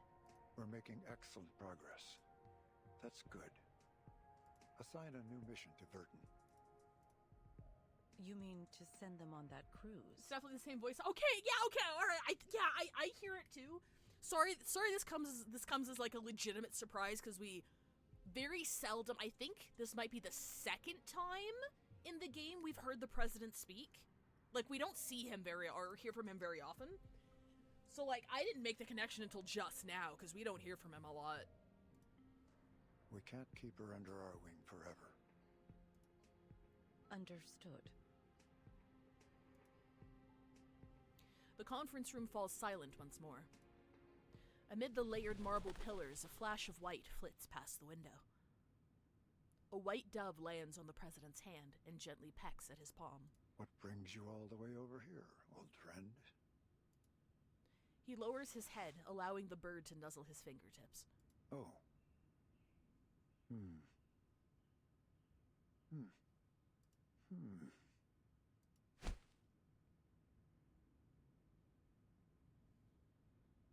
The white dove takes wing, flitting away once more.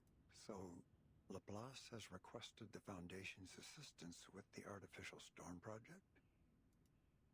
Yes. Ulrich is overseeing the project and has requested as much asymmetrical nuclide R as we can spare. He's also requested our help in determining the most suitable location for the experiment. I have several in mind that should meet his needs. Constantine involuntarily pauses for a moment. The location closest to Laplace's Australian branch is on the sea. Right where the Freebreeze cruise ship happens to be. Oh, what a coinky-dink! I see where you're going. However, I do have concerns about how this might disrupt our current plans against Manus Vindictae. I do just want to do a quick recap about Constantine. She's the vice dean, the vice president of the foundation, and what she's most known for in this overarching storyline here is when Vertin was a baby. You saw flashbacks when she was a child with her friends and schoolmates, right? She was very naturally curious and wanted to go outside the boundaries of the Foundation because, if I remember correctly, students were banned from going outside of Foundation grounds. Like, they had to stay in the school, they had to stay in Foundation territory, and were not allowed to go outside. But she would, sneak outside all the time, and she would grab stuff from beyond the gate and stuff like that, because she was very naturally curious. And then eventually, she kind of formed, this little pseudo-rebellion team amongst her peers, and decided to, sneak out and, escape the grounds and, see what was outside of them. Not to, run away or anything, just to, step beyond that little border that they've been banned from all their lives, right? And they created this whole escape plan and stuff, and then Madame Z was like, hey, these kids are planning an escape route. Obviously we know what they're doing, and we should probably put a stop to them. And Constantine was like, yeah, no, let's not do that. There's a storm coming, and the Foundation is immune to the storm, but only people within the grounds of the Foundation are protected from the storm. So you know what? This is really great timing. We should totally let them escape. And Madame Z is like, wait. You're gonna let them do this. And Constantine's like, yeah, because Vertin is this genius child, but she has this spirit of rebellion, for lack of a better phrase. Let's, make sure we harness that for our side. So long story short, the moment they do their little escape plan and cross the border and play around outside is the moment the storm hits. And Vertin basically watches in real time as all of her childhood friends get reversed by the storm right before her eyes. So they get basically, turned into fucking abstract geometric pieces by a reverse falling rain. So that kind of conditioned her to trust the Foundation implicitly and incite her curiosity about the storm and how to save people from it. So that's where that's the major thing Constantine has done in this plot line. And I thought I'd just give a brief, probably slightly flawed recap of what happened because we just saw the flashbacks from Verton's childhood there, and that's why she was so like, holy shit, because that poem that's on the back of the flyers is a poem that I don't know if it was written by her and her friends or if it was just a poem that they recited a lot as childhood friends, so that's why she had that little PTSD moment when Sunetto was reading back the poem. So, yeah. Regardless, Laplace will have our full support for the Artificial Storm Project. Constantine wanted to make a loyal, traumatized soldier, and if Madame Z didn't intervene, it's very likely Arcana would have Verton under her control. Did Madame Z actually intervene, though? Because I thought Madame Z went to Constantine like, hey, these kids are escaping, there's a storm coming, we should probably, like, throw up a barricade or something, right? And Constantine was like, no, do nothing. And I remember Madame Z was very, like, opposed to that, and I remember expecting her to, like, do something about it, but then she didn't. Like, because it was orders from Constantine not to do anything. So, like, if Madame Z, like, actually intervened at some point, let me know, because that's a detail that I missed. But yeah. Oh shit, did I read that? Oh no, that was the present. Okay. Unexpected determination. But Moth's status still remains unclear. If we proceed too hastily, we might jeopardize the situation. Her fleeting hesitation catches the president's attention. I thought you'd have foreseen something like this.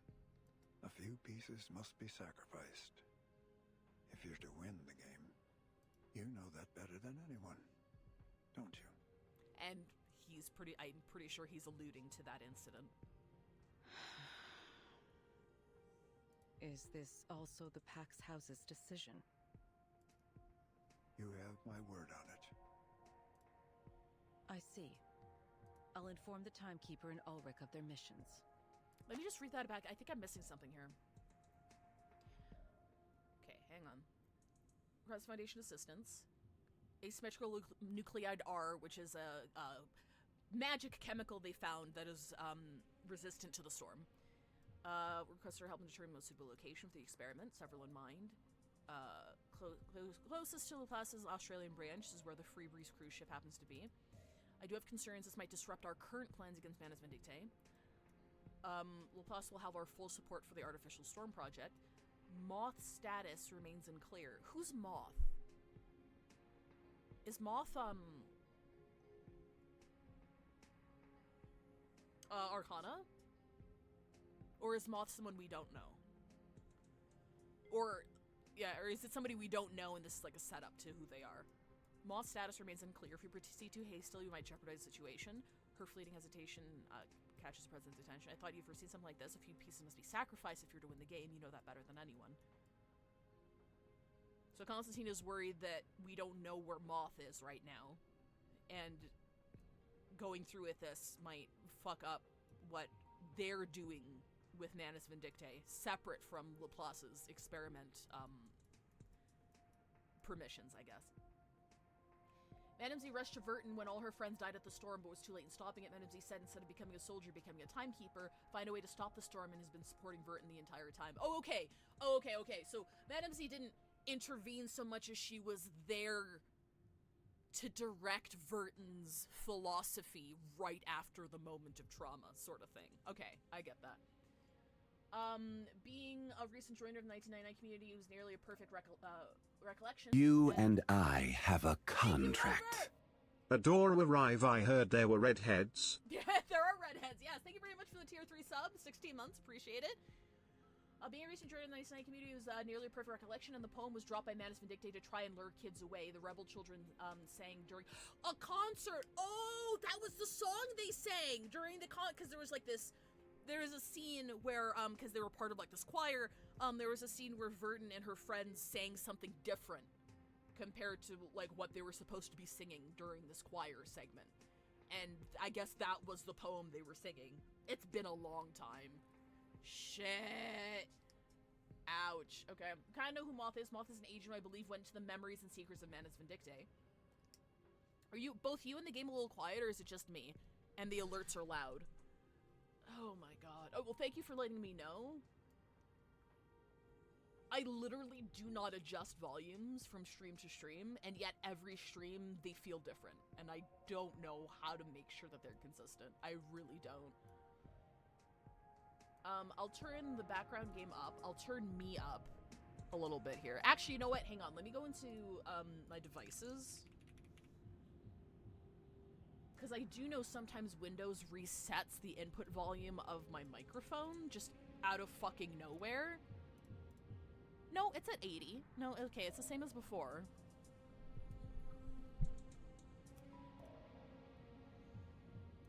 Game quiet, alerts loud. Okay, let me boost the game. Let me boost the game here. I'm gonna boost me up just a little bit. How is this sounding? I'm gonna turn down stream elements. I don't have sound alerts to test though, unfortunately. I will turn down stream elements though. How is this sounding? Thank you for letting me know. Don't mistake my frustration. My frustration is with audio leveling in general, and not with anybody pointing it out. I would prefer people tell me, so I can at least try to fix it, and have a little screenshot as to what everything looks like. I guess.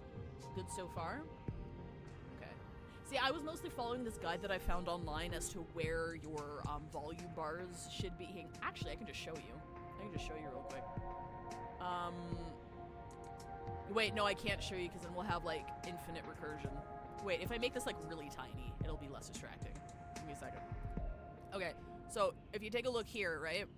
I followed this guide that said, like, your voice at its peak should be in the yellow, and then everything else should only peak, like, up here. So I've been leveling according to that, but I guess that doesn't work for me and the things that I play, because right now we're kind of on the same balancing here, which is not according to that guide. But yeah, no, I do appreciate it. Maybe I just have to boost things up a bit. I don't know. We'll figure it out. I've been doing this since January, or last January. When did I start streaming on this channel? Was it this January? No, it was before this January. It was last January, right? How long have I been streaming here? No, yeah, it must have been last January. No, I think it's last January. When is my streaming anniversary? You think I even know these things, eh? Need to get 5 a physical level controller? I don't think I'd like that. Because even though it would give me more control, Veg has one of those, and he has audio problems constantly, and he went to school for it. I'm like, no, the less shit I have to adjust, the better. We'll just find balancing eventually. At least 16 months! Okay, yeah, so it was last January. Thank you, Rover. Yeah, right, because you subbed right away, you crazy bastard!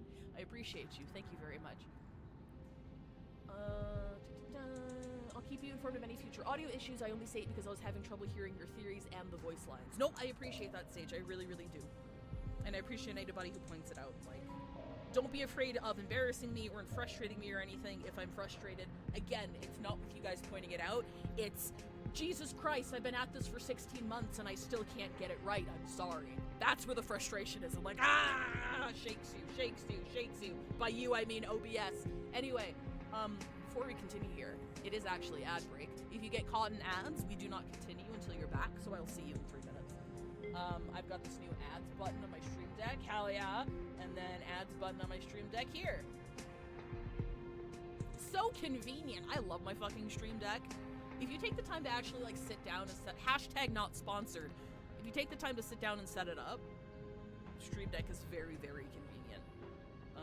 I just have the little guy. I have the, what is this? What is the 5x3? The 5x3 one? More than enough, because you can program multiple screens on it. It's more than enough for me, at least. Maybe I could do, like, audio stuff on my stream deck. That could be a thing. Boy! Need a voice line from the game. Oh! That's what we'll do. Okay, this is me talking. I'm talking. This is like me talking normally. I'm gonna press, some voice lines here. A few pieces must be sacrificed. If you're to win the game, you know that better than anyone, don't you? Is this also the Pax House's decision? You have my word on it. I see. How does that sound? According to my volume levels, were me and the game or about the same volume.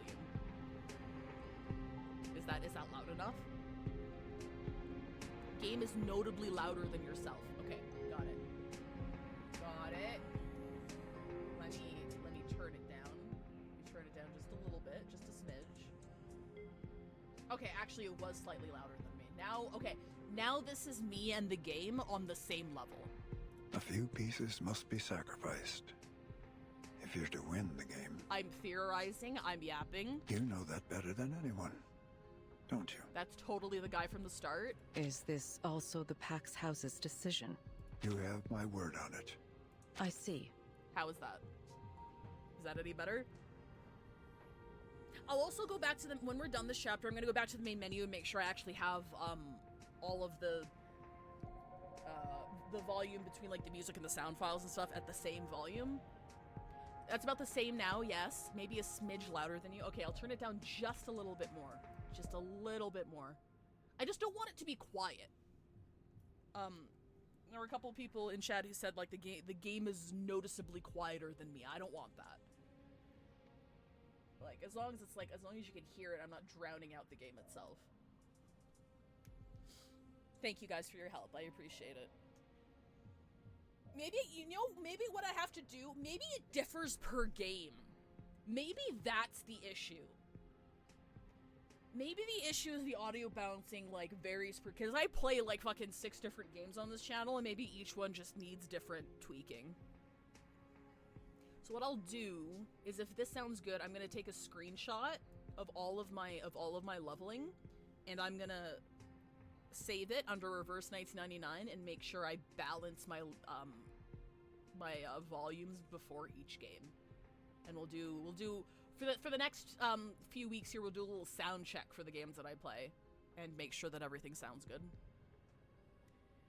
That's gotta be hell on bingo days when every game is another minute of audio balancing. Oh yeah, that's why Veg has to mess with stuff all the time, because it's like, God, it's a fucking nightmare. That's why we have that "Oh God, my ears" card, because, like, when I hosted bingo for the first little while, what I would do is, as soon as the game populated in my audio bar, I would mute it. I would either mute it or I would drag it all the way down to, like, volume, like, 1. Because, like, usually the balancing is completely out of whack. Nobody gives a shit. Or rather, the people who develop the shitty games don't give a shit about balancing. They just have it blasting your fucking eardrums out. Welcome back, everybody. We'll continue. Thank you. I look forward to their meeting.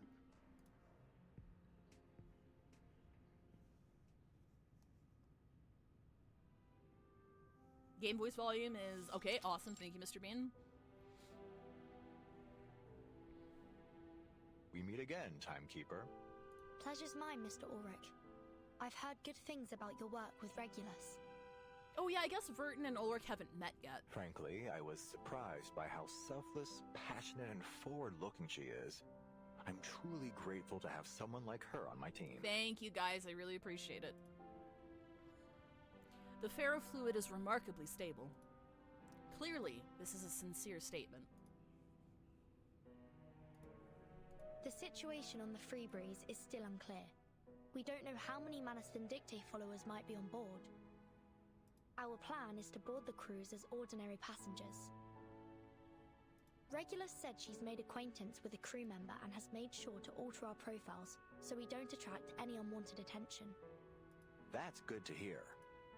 So Regulus didn't use her money for her own amusement after all. Aww. After muttering to himself, Ulrich returns to the task at hand. We should stagger our boarding times. I'll reach out if I spot any signs of Manus Vindictae. Let's stay in touch. See you on board. Ulrich gives her a reassuring pat on the shoulder. Mr. Ulrich, we're more than happy to assist with your mission. Oh, no. Please don't trouble yourself. Sorry, don't get me wrong. I'd appreciate your help were the circumstances different. But the experiment is still confidential. Please don't mention it to anyone. I'd like to avoid any unnecessary risks or interference. On the cruise ship, we are but strangers. I see. Don't you worry. I have a little disguise for myself, too. Oh? Oh, I want to see his disguise. I hope he just has a mustache on. I hope it's just like a mustache hastily pasted onto his fucking fishbowl head. I have no context on the story, but I'm happy to watch you figure it out. Oh, I appreciate that, Sage. If you have any questions, like I'm not an expert on lore on this game or anything. But if you have any questions, I can try to answer them. Okay. I guess it'd probably be best. Okay, I'm gonna turn down the game volume a little bit more. Just a little bit more. And I'm gonna boost everything to 100.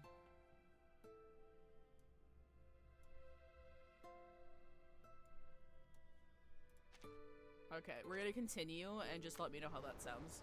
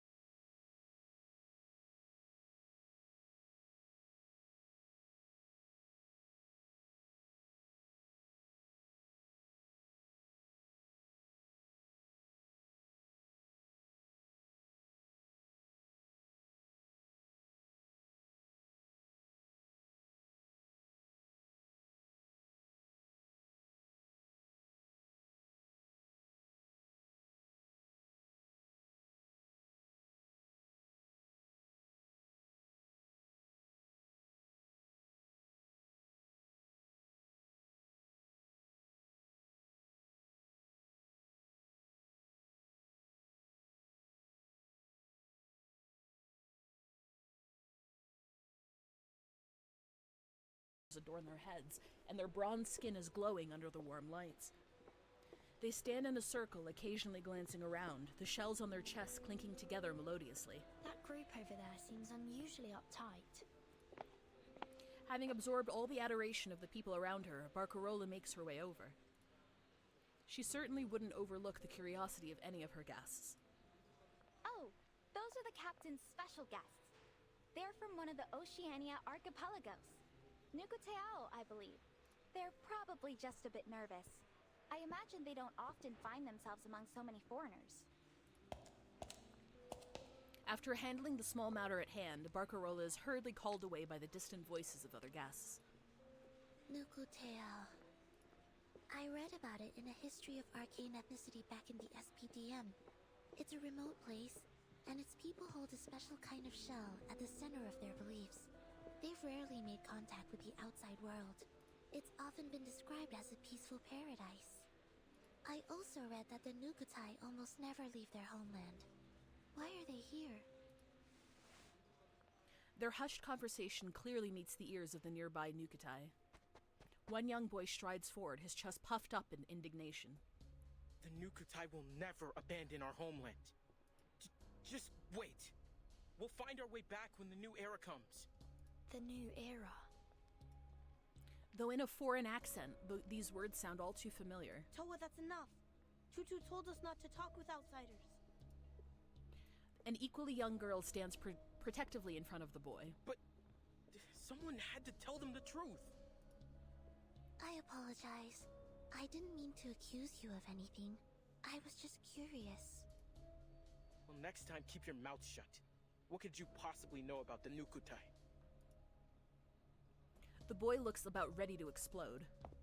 Noticing the outburst, Barcarola breaks away from the other guests and hurries over. Please, everyone, no fighting.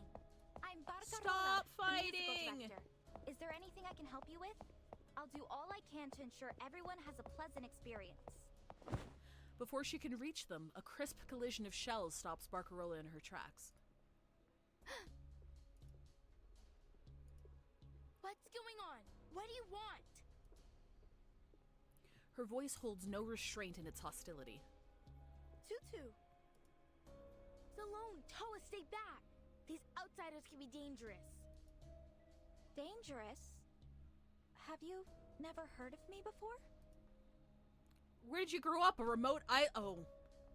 Fatutu looks Barcarola over, eyeing the peculiar wooden contraption by her side. Suppressing her curiosity about this unique object, she steadies her gaze once more. Whoever you are, I ask that you leave us in peace. You...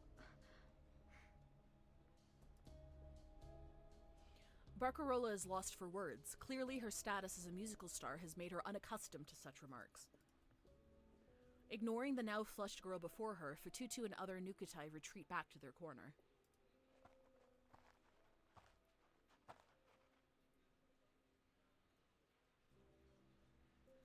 Tutu, think the tides you came. I wasn't sure what to do. So are we going to take Miss Grace's offer or not? She promised it would bring our islands back. Oh, what deal did she fucking offer them? Towa casts a fierce glance at Fatutu. Enough, Towa. These outsiders don't need to know why we're here. And stop mentioning Miss Grace. Could draw unwanted attention. But what's there to hide? There's no shame in wanting our home back. If we don't stand with Miss Grace, we'll lose Nukuteao forever. I want to go home too. Probably more than anyone. I already miss Melly's red coral reefs, blue sea, and canoe races. We'll get through this, Towa. I promise we'll be neighbors again, picking breadfruit and coconut flowers together. But before we accept Miss Grace's offer, there's a few things that need to be made clear. And remember, none of these passengers are to blame for what happened to our home. Okay? But Miss Grace has offered us a way home. We'll have our islands back, just as they were. Our promised land. We will go home, Salome. Trust me. I just need to figure out a few things first. Starting with this wonderful new era she keeps talking about.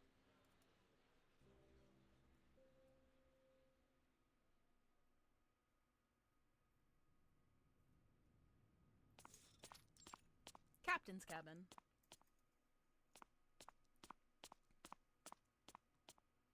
Congratulations, Baka. Proud of you. You seem a little on edge, Chief Kamuda. Kamuda is pacing back and forth in the cabin. Miss Grace, how much longer do we have to wait for this new era to come? Many of our people have never left Nukuteao before. We're struggling to adjust. Some have even fallen sick. We can't stay adrift on the sea like this much longer. Our spirits are low. The shells of some of my people have begun to crack.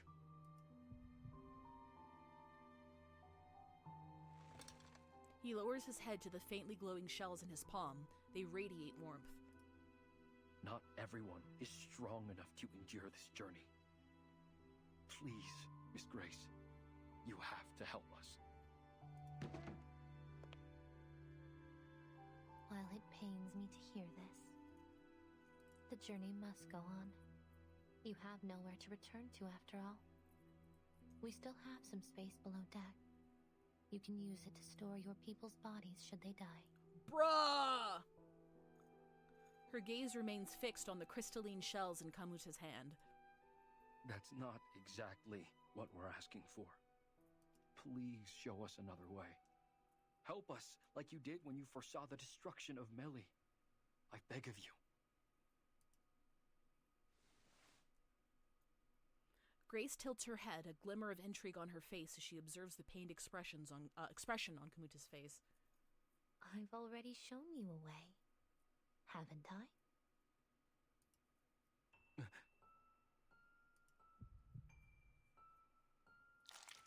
A sudden pressure swells in his chest as a sticky black liquid silently drips onto his skin. Fuck!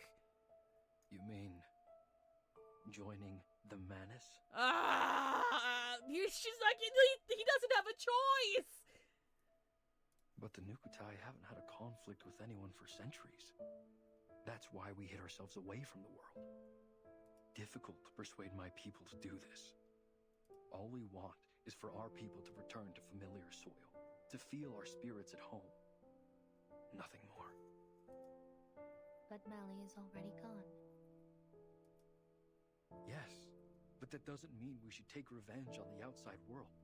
It was an act of the sea itself. It would be unjust to blame anyone for it. What about the torpedo test sites designated over Malaga and Vaipuna? Aren't there people who should answer for that? It was probably just a mistake. The area they chose was far from the main islands of Nukuteao, and hardly anyone fishes there. They may not have realized that my people lived there. And the oil spill? The wastewater discharge? Were all those fish killed by pollution also just an act of the sea? Please, we're not looking for conflict. Of course you're not. After all, they've only stolen everything you've ever held dear. Her voice drops abruptly, her next words delivered with the lightness of a feather. And arrogantly assumed every inch of this planet is theirs to exploit.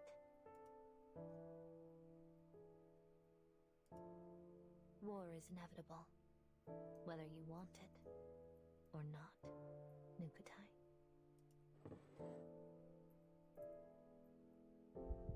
She gently pushes the mask forward. Its dark presence is unavoidable. But if you join us, you will have an invaluable ally. Time. Grace glances at her pocket watch before slipping it lightly into her pocket. The window is closing. The sifting is about to begin. Both a prompt and a prophecy. The spirit shells around Kamuta's neck burn. They cling to his chest as they twist with ferocity. Has it really come to this? To revenge? His eyes flash up to the jagged mask on the table. Dark tendrils extend from it, groping at the air in a silent invitation. His spirit shells are almost scorching. Oh no. It's quite the opposite. It's salvation.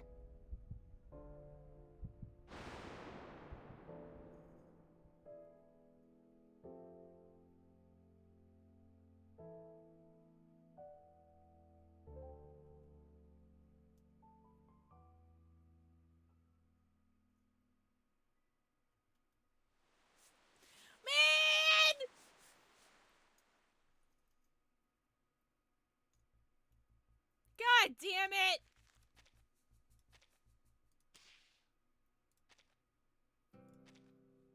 I'm gonna bump this down a little bit. I love rabies. We give him a little smooch on the head.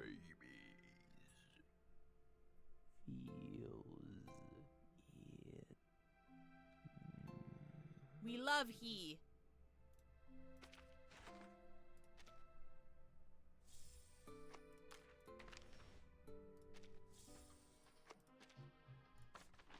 Oh, yeah, okay.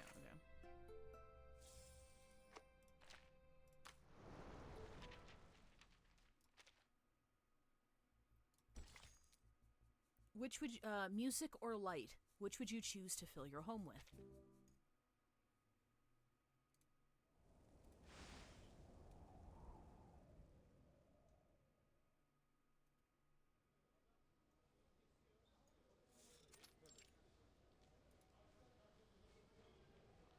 The main hall is packed with people, yet there is no music to be heard. A peculiar scene indeed. Fortunately, the guests don't seem to mind. There is no stage in the world that offers a performance like this one. Signora Regulus, as I'm sure you understand, there's a great deal of effort involved in creating a concerto. From the initial spark of inspiration, to the careful arrangement of the music, to the skill required to play it. The fact that any concerto has ever been performed at all is nothing short of a miracle. Barcarolla's tone is solemn, like a steadily intensifying march. As musical director, it is my duty to select the perfect repertoire to bring delight to every listener. Then, the esteemed passengers of the Free Breeze can enjoy their dessert and wine with the finest musical accompaniment. Ugh, you can't be serious. Where's the fun in just sitting there and listening? I promise you, this lot have had more than enough lazy jazz and swooning piano to last a lifetime. We need to shake things up. Make this voyage the greatest of the century. How about some 60s rock? And wouldn't you know it, this visionary former captain has a record player right here with her. She holds a stack of records high in the air. All right, people, let me hear you cheer. Music is freedom. It should stir the soul anytime, anywhere. Stop, Regulus! I'm the musicista here, not you!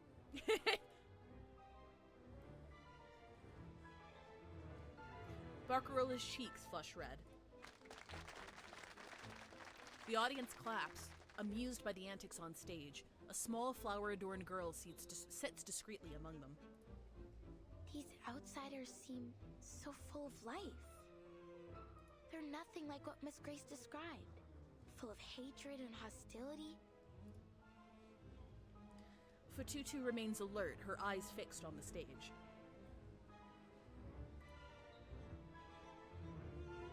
This is my performance. If you really must share your music with us, then perhaps you should go to the captain and apply to be a cruise musician like me. Oh! With all due respect, Miss Barcarolla, the point I'm trying to make is that only a DJ knows what the crowd really wants. Is this... Guys, is this Yuri's? I'm just kidding. Before Barcarolla can, protect... Oh my god, I can't... Wait! Hey! Hey! I wasn't done reading! Barcarola can protest anymore, the cunning little lion presses the play button on the record player. In a moment, all the lights on the ship have gone out. Regulus had no idea her record player could produce such effects. Hi, Bree! Huh? Did I just shoot lightning bolts from my fingertips? Better Call Saul mentioned? Of course not. Barcarola finally manages to wrest the microphone from Regulus's hand, but a far more pressing issue than the content of the concert now faces them. I have a contract.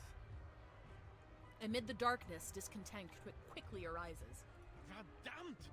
Who's stepping on my brand new leather shoes? Will you please watch yourself? I was just about to say the same thing. Just let go of my jacket, moron! Could you all keep it down? I'm going deaf here. Oh no, my wine! And the cheese platter! Not the cheese! Thank you, Bree, for the resub! With Prime, 64 months! What the fuck? Did the alert play? Did you guys hear it? Did you guys hear it? I don't think I heard it. Did I turn it down too much? You guys heard it? Okay, how is the volume? I'm messing with, for anybody who wasn't here for it, I'm messing with volume levels to rebalance everything out. Was the volume an okay volume? I did not hear it personally. It was fine. Okay, I'll turn it up just a little bit. Just a smidge. Not as high as it was before, but just a teeny little bit. This could turn to total chaos before long. No, I can't let that happen. I must go check on the master switch. Overall, the stream is quiet. Is the stream still quiet, guys? I've boosted everything so much. Alright, I'm bumping it up. We're bumping it up again. I'm bumping myself up by 5. I'm bumping the stream volume by 5. I'm bumping the stream elements alerts by 5. Okay. Also, geez, the first thing you do in a blackout is remain where you are. You can't tell that to a crowd, man. Crowds panic, dude. It reminds me of that quote from Men in Black. It's like, a person is rational. People are like anxious, crazy crowds, and we all know it. I quoted that completely wrong, but Barcarola pushes through the crowd as she clears the path to the power room. Hey! Miss Barcarola! Please let me through, Signora Elizabeth. Excuse me! Now the game's an teensy bit loud compared to you. Okay, I'm gonna turn it down. I'm gonna turn that down just a smidgen. Your streams are constantly quieter. I thought it was intentional based on what you've said in the past. It's not intentional so much as I have a fear of being too loud. I don't like being overly loud, contrary to what my personality may lead you to believe. So like, I tend to overcompensate by making everything on my channel way too quiet. I don't want things to be like too quiet. I just don't want to accidentally blast anyone's ears out. So yeah, I overcompensate by a bit. So like, how are these levels? How is my voice? How is the game? Should it be louder?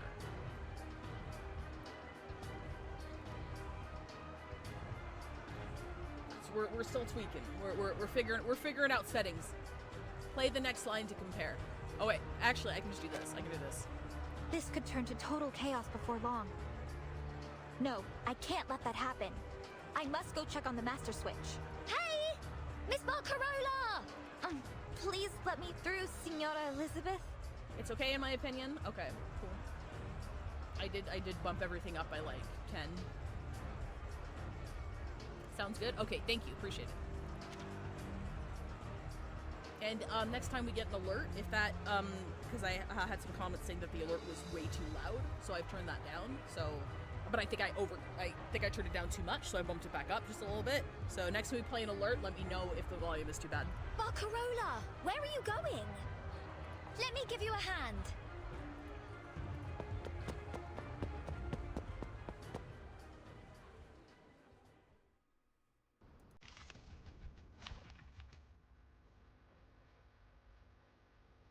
come on, bud! We have a star team. I mean, we don't need a star team. We're over-leveled for, like, literally everything. I actually don't know how to use Flutterpage yet. I know she's, like, a follow-up support. Actually, we're gonna throw Regulus on here. I don't have Regulus. Is Regulus' Euphoria out yet? Because I don't have it. Where's Lilia? There you are.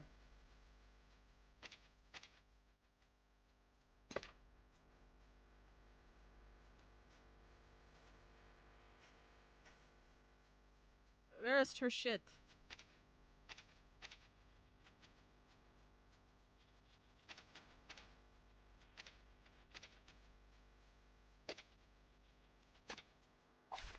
Look at my back. Dun dun dun dun dun dun dun dun. Start me up! Isn't fine. Woohoo! Release! Are you irrational members? Don't blink.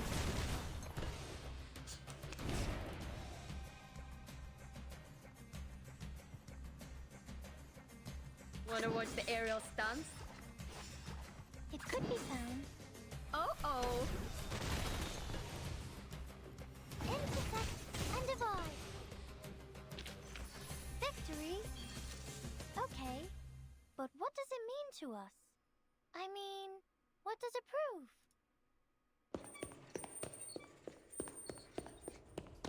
Come on! There aren't as many of them this way. Unbelievable. It's like you're an escape artist or something. I'll, take that as a compliment. Haha! It is a compliment. Thank you so much, Senora Regulus.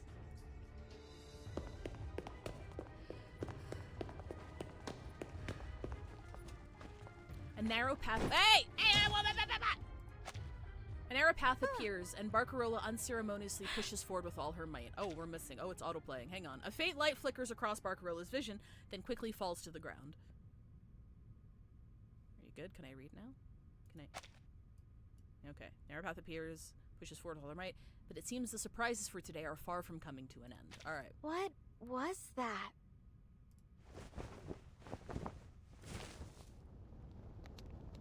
A piece of rough bark twisted into the shape of a lampshade, with a compass-like root burning warmly inside, shines through the darkness.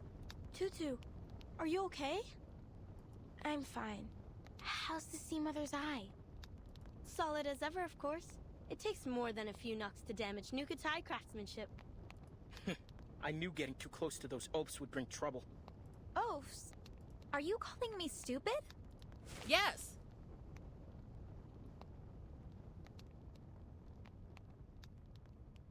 Before the situation can escalate any further, Barcarola picks up the oddly shaped lamp. She is quickly basked in its glow. What's this? What did I say? Of course you have no idea what this is. Of course she doesn't know what this is! We form palm bark into lampshades about the size of a coconut, then tie fat-soaked compass grass inside. We call it Sea Mother's eye. Every Nukutai knows how to make one. They're way better than those noisy, buzzing light bulbs. Wait, why are we even telling her this?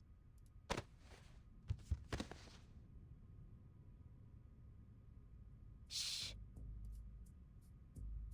Before he can say another word, Fatutu hastily pulls Toa aside.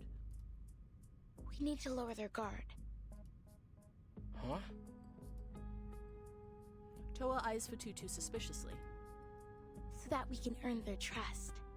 If we don't understand our enemies, how can we help Miss Grace with her mission and rebuild our home? Oh.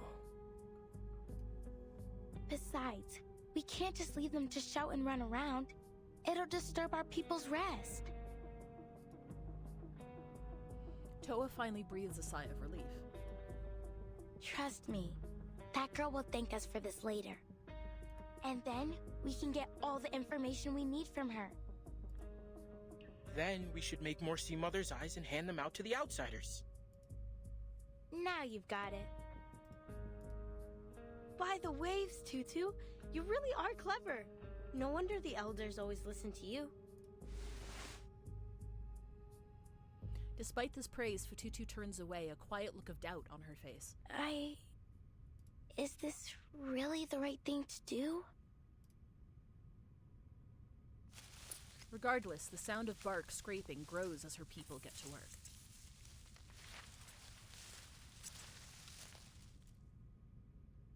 One by one, the Sea Mother's eyes light up. They are passed through rough and soft hands alike, illuminating bronze skin, flax-colored irises, and chestnut hair. As the warm lights make their way through the crowd, the clamor subsides. No more panicked shouts, no more arguments, only a unique harmony. What peculiar little things. Reminds me of my days on the fishing boat. I always loved spotting the lighthouse on our way back. These look just like it. The craftsmanship is remarkable. You'd be hard-pressed to find something of this standard in a factory these days. They remind me of the things my grandma and I used to make when I was little. She could even carve a whistle out of a parsnip. They're sharing food and stories, just like we do on bonfire nights. Aww. Fatutu glances at her fellow Nukutai. Relived memories and longing are etched into their faces. I'm getting more and more confused by Miss Grace's words. Slight context for anybody, because this scene can be kind of weird out of context. Their island was destroyed by a flood, and Miss Grace, who is part of the Manus Vindictae, brought them onto her ship saying, hey, you know who caused this shit? Humans. You know what you're gonna do? You should totally join Manus Vindictae and, wage war against the people who destroyed your land and, totally get your home back, because, that's what we can do for you. So now, this tribe, Fatutu, and her elder here, who we've seen before, if you didn't see it, are cornered on the ship full of foreigners. People are getting sick and dying because they're not used to this kind of travel or being away from their home for so long, being told that their only option to return home is to join this faction they know nothing about and wage a war they want nothing to do with. So that's the context. And now she's kind of learning that, hey, you know what, people are kind of chill. Is Miss Grace lying to us? So yeah, just wanted to add additional context there, because without that context, this comes across as like, oh my god, foreigners are great. They're people too. And that's not what this is. That's not what this is. The guests lean on one another, chatting happily under the warm glow of the lamps. Miss Barcarola? The timid voice of a child reaches Barcarola's ears. I want to go home.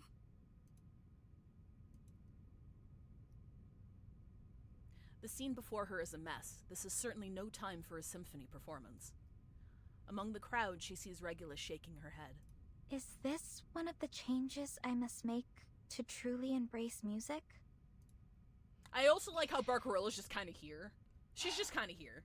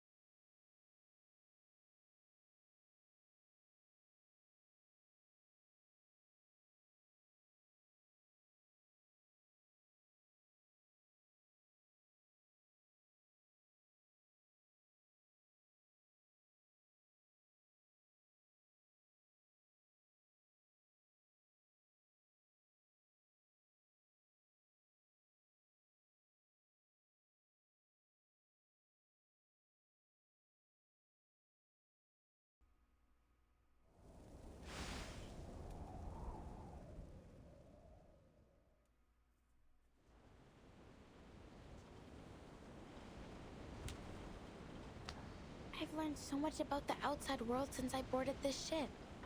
So, why do I feel even more confused?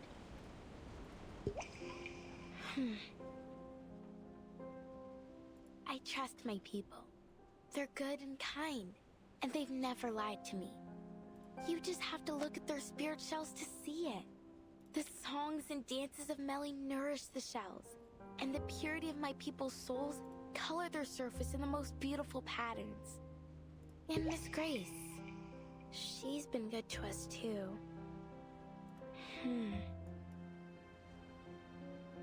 She warned us about the destruction of Melly, saving us from the flood, and she showed us the world as it really is. Did she? She even wants us to be part of her plan.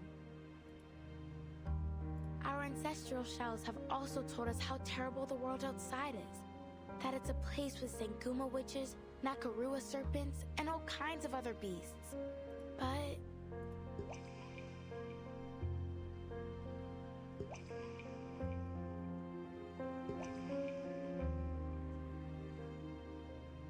those scenes replay again and again in her mind. The casual conversations, the warm smiles, and the glowing lamps in their hands. But now I'm here, on this ship full of outsiders. And I feel that they're just like us. Past and present blur together as Fatutu searches her memories, leaving her dizzy and overwhelmed. In her daze, she has wandered into another part of the ship. It isn't until a voice snaps her out of her thoughts that she realizes where she is. Hello, young lady. What are you doing out here all by yourself? Don't just stand there. Come on in.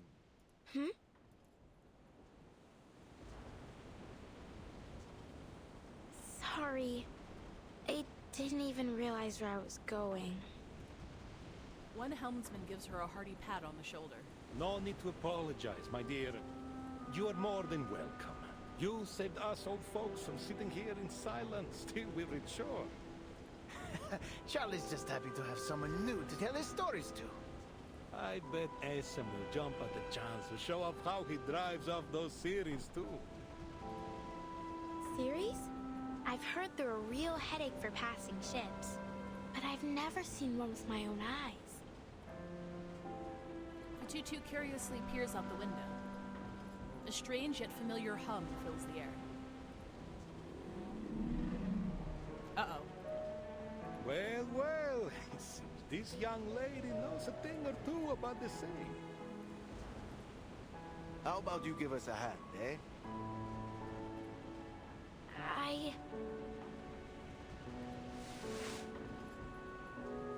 He extends a rough hand to her. Fatutu takes a hasty step back, but the hand remains warmly held out before her. She has seen many hands like his before, calloused working hands like those of Grandma Pinu, Uncle Tarek, Grandpa Natano, and many of the other Nukutai.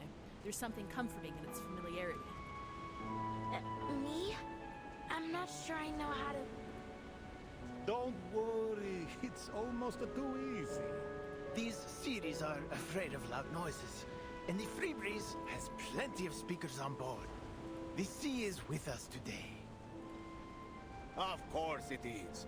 For how long we've sailed its waves, why wouldn't it be?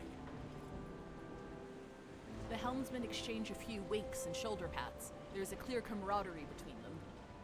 They roll up their sleeves as they prepare for their performance. Get ready, folks! Port the helm! Time to kick some monster ass.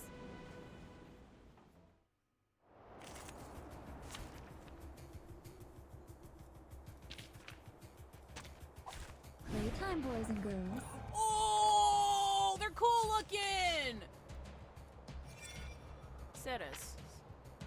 When entering battle, gains 5 stacks of phase negation. Any single instance of damage taken will not exceed -1 stack after being attacked undispelled, so it's a damage reduction stack. Okay, for self after attacking gains 2 stacks of phase negation for self. After losing all stacks of phase negation, inflicts daze on self for 1 round. At the end of the round, if this unit has phase negation and there's no allies present, summons a Ceres illusion. Okay, so we want characters that like attack. We actually want a lot of follow-up attack, it seems like, because we need to break down the stacks. Oh, it's a 4! Oh, hang on.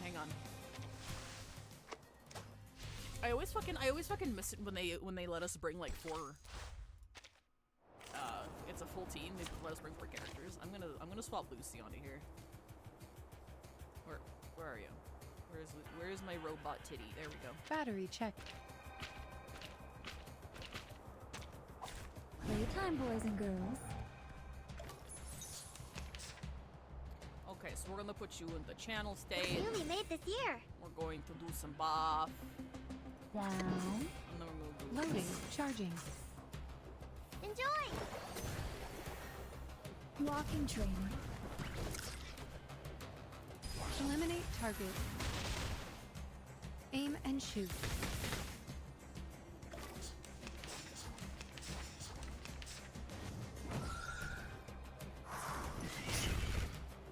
There they are.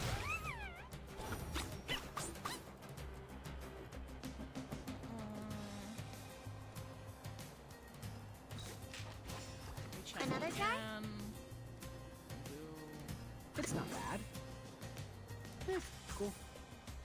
You don't want to miss it. Left, then right. Which one comes first? Great job. I got the joyless reason for Robot City, but what's the Watsonian explanation? Why would hammer out titty into metal and put on robot body? I think the in-universe explanation is that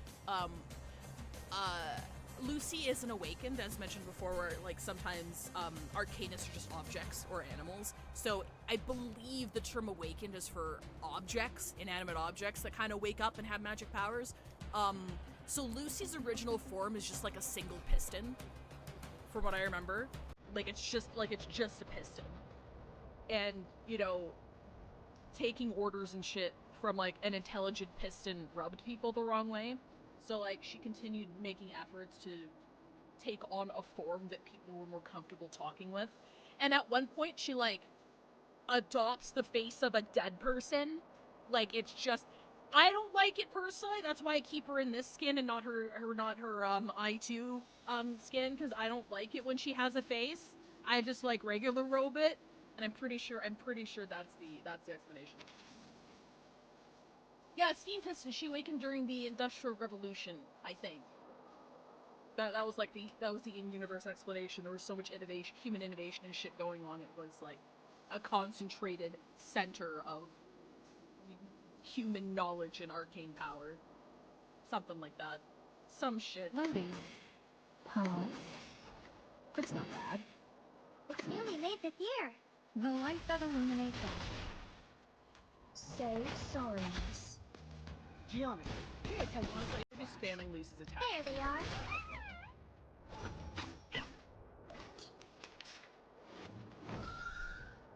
Run. Start running. She's the concept of progress, yes. It's not bad. The best combo on gaming. She's actually, unironically, one of my favorite characters in this game. Like, they told her story really well. Attack. Oh, that didn't kill you? God damn it! Basically, she was one of the leaders of Laplace. And, during the whole, no spoilers, there's a whole arc, big research arc, trying to figure out how to save people from the storm. And part of the discovery, part of the, reconciliation of that arc, conclusion of that arc was her undergoing, like, being unmade over and over and over again because she knew that, like, her body could handle it, obviously. But she's still, like, a conscious mind, right? So, like, in her research, she, like, prevented anybody else from coming in and, like, participating. And there's just one character that finally, like, bursts in and is like, okay, why won't you let us help you? And then he finds that this is the process of the experiment. And then at the very end of the story arc, she basically kind of has, pseudo onset of dementia almost, because she's lost so much of herself in being unmade over and over again. And, like, she's given, like, this big farewell from the Laplace Center because she has to go on vacation and fucking chill. But she lost a part of herself in finding that solution. And that's something she subjected herself to for the sake of progress. And it was just really well done because I wasn't expecting them to go that route. And I really like Lucy. Target Lucy's really confirmed. Nice ending. And 8.5 for me.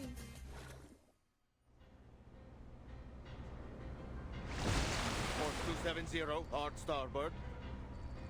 Oh, actually, shit. On that note,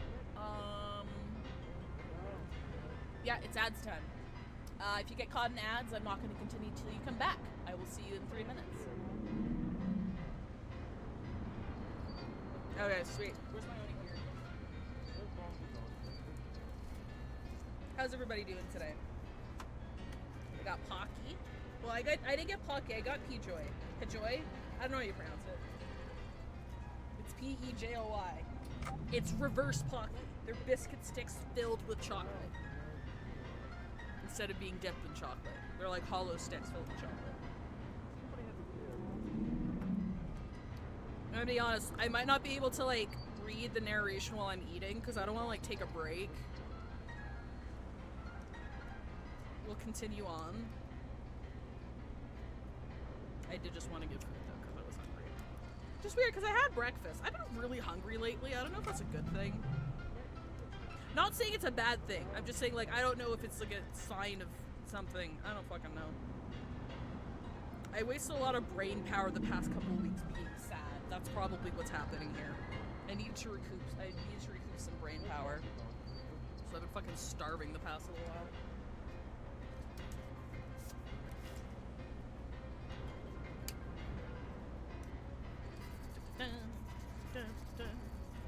Clearly you need more egg. I can't have more than 2 egg. If I have more than 2 egg in a 24, there's an egg cooldown. If I have more than 2 egg in a 24-hour period, my tummy hurts. The most egg I have ever eaten in a day was 6 egg. Not at once, but I like spaced out between the day. Like I had 2 eggs for breakfast, I got like 2 eggs for like lunch/brunch, and I had like 2 eggs with dinner. And I hurt myself. And I'm never doing that again. My limit is 2, maybe 3. Maybe 3 if they're spaced out enough. 4 is a no-go. Okay, let me see. Step 1, pull tab. I pulled the tab. Gotta open this in a specific way. 2 and 3. Did you know they just sell like onigiri? Sorry, they just sell onigiri in like 7-Eleven. It's like Jesus Christ for like $1. When I went down to fucking Anime Expo and went to like Japantown, that was like my favorite. Just going to like the convenience stores and just getting some onigiri. I'm like, fuck! I wish I just had some onigiri at my fucking 7-Eleven. Get on it. Have you idea how much I'd go to 7-Eleven if they had onigiri? And yes, you can make it yourself, but the whole point is that it's like quick and easy, right? Go to the convenience store, grab some food, fucking chill. I love eggs too. As a trans person, I think they're egg-tastic. I mean, you can't get to who you are without cracking a few eggs, am I right? Everybody should be back. For those who missed it, I'm eating now, so I'll still read stuff out loud. It just might be a bit delayed because I'm eating, like food. Blow down to 5 knots. Watch the bow wave. Turn on the speakers. Time to chase off some sea monsters.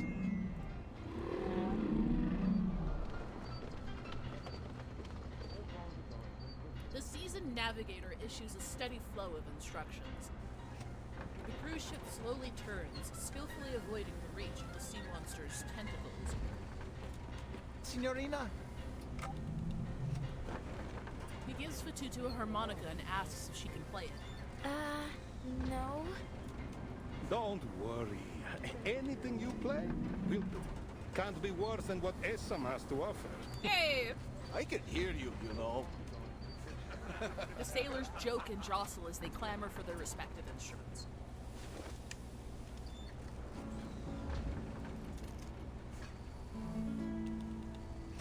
I dream to leave my native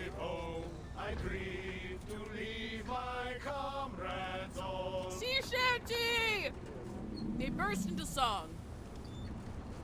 Come on, join in. Did you say, Signorina, I love my people, I'm Italian? Yeah, it seems like, it seems like this cruise ship is Italian, because it seems like all of the crewmates and Barcarola herself is Italian. So, yeah. The harmonica finds its way to her lips. Melodious music, off-key, yet heartfelt, drifts out toward the sea. This is just like those nights by the bonfire in Melly. But a poor simple sailor just like me must be tossed and turned in the deep dark sea. Farewell to Nova Scotia, the sea-bound coast. Nova Scotia mentioned! Mountains dark and dreary be.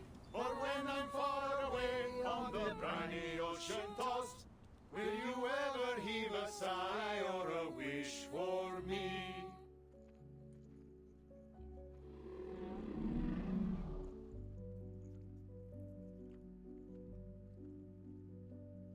One nameless sea shanty after another tears through the fog, with light shimmering on the sea's surface like embers after a festival bonfire.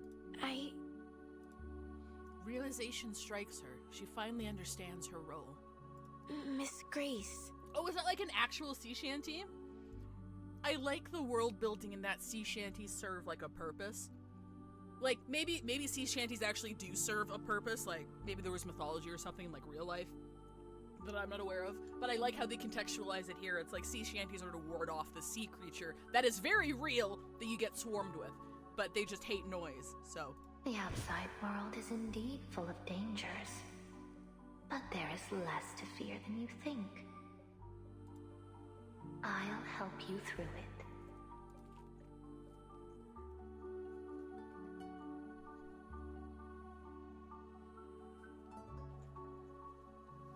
Sorry, I thought I had a second.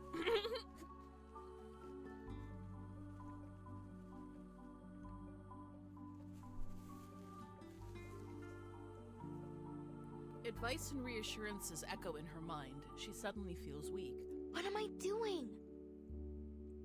Originally, sea shanties were to help the sailors on ships all stay in tune when hoisting the mast or doing things like pulling on all the ropes and keeping pace to do their work. Kind of like drumming on old rowboats. Oh! That's why they all kind of have like a similar like cadence. Like no matter whatever sea shanty you hear, there's a very specific rhythm to it.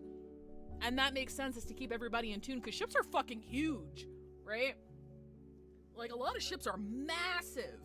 So the fact you have to sing like with your whole ass chest in tune with all of your comrades, that makes a lot of sense. That's awesome. Sorry, I have to go. Oh yes, and singing is great for morale. Hmm? She scurries off.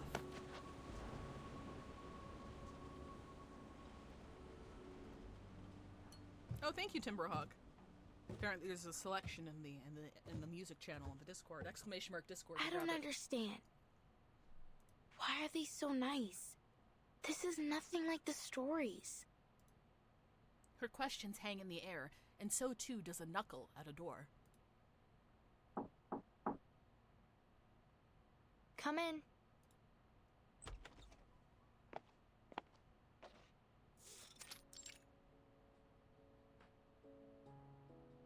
Timekeeper, I hope you didn't have too much difficulty during the power outage.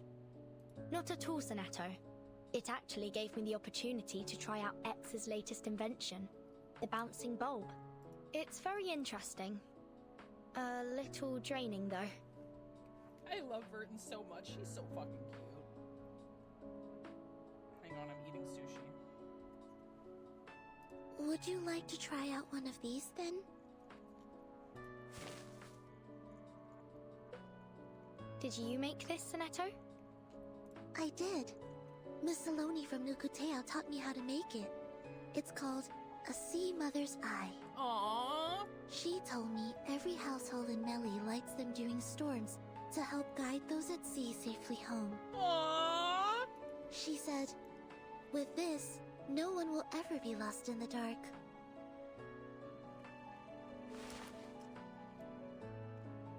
Thank Thank you, Sonetto.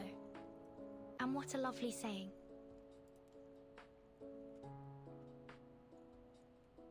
Sonetto breathes a sigh of relief, but her eyes remain fixed on the Sea Mother's eye. After this mission, we should be able to apply for a field investigation in Italy. Italy? Thank you, Timekeeper. We're gonna give you a vacation, kind of. Sonetto is unable to hide her delight. But let's focus on this mission first. May I borrow your communicator? Oh my god, did Vertin just promise to take Sonetto to Italy after this was all over? Yuri's as fuck. There's something I need to verify. Of course. Connecting to Madam Z of the St. Pavlov Foundation. Oh, Madam Z!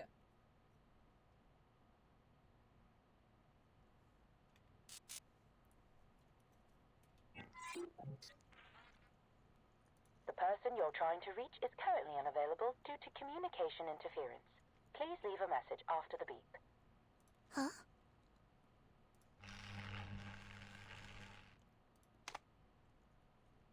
Just as I suspected, communications are blocked.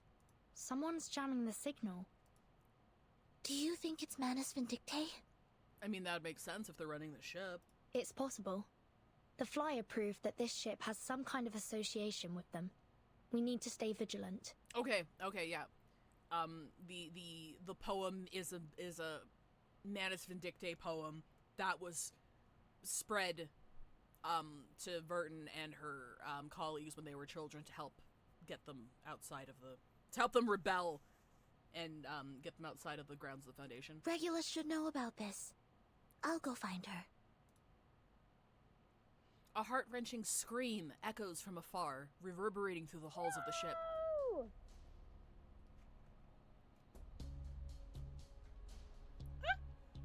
Regulus!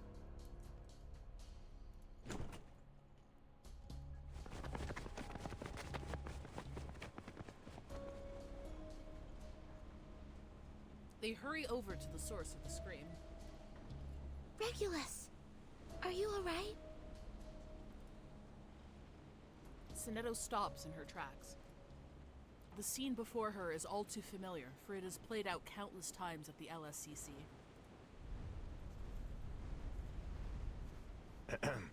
Beautiful day, isn't it? Ignoring the fact that Regulus just dropped her sunglasses, Ulrich calmly pours coffee into his energy intake. Mr. Ulrich? What are you doing here? Hi, Marion. Yes, we're on a cruise ship. The ferrofluid swirls in a distorted arc. Good day, Timekeeper, Researcher Regulus, Miss Sonetto. This really the disguise you went with? Wait a minute. Vertin, did you know he'd be here? Listen, there's no way I'm paying for even half an extra ticket. In fact, he should be paying for me. Okay, so like, is he just wearing a coat? Well, this might take a while to explain. Is he just wearing a coat? Is that his disguise? Is his disguise just a coat?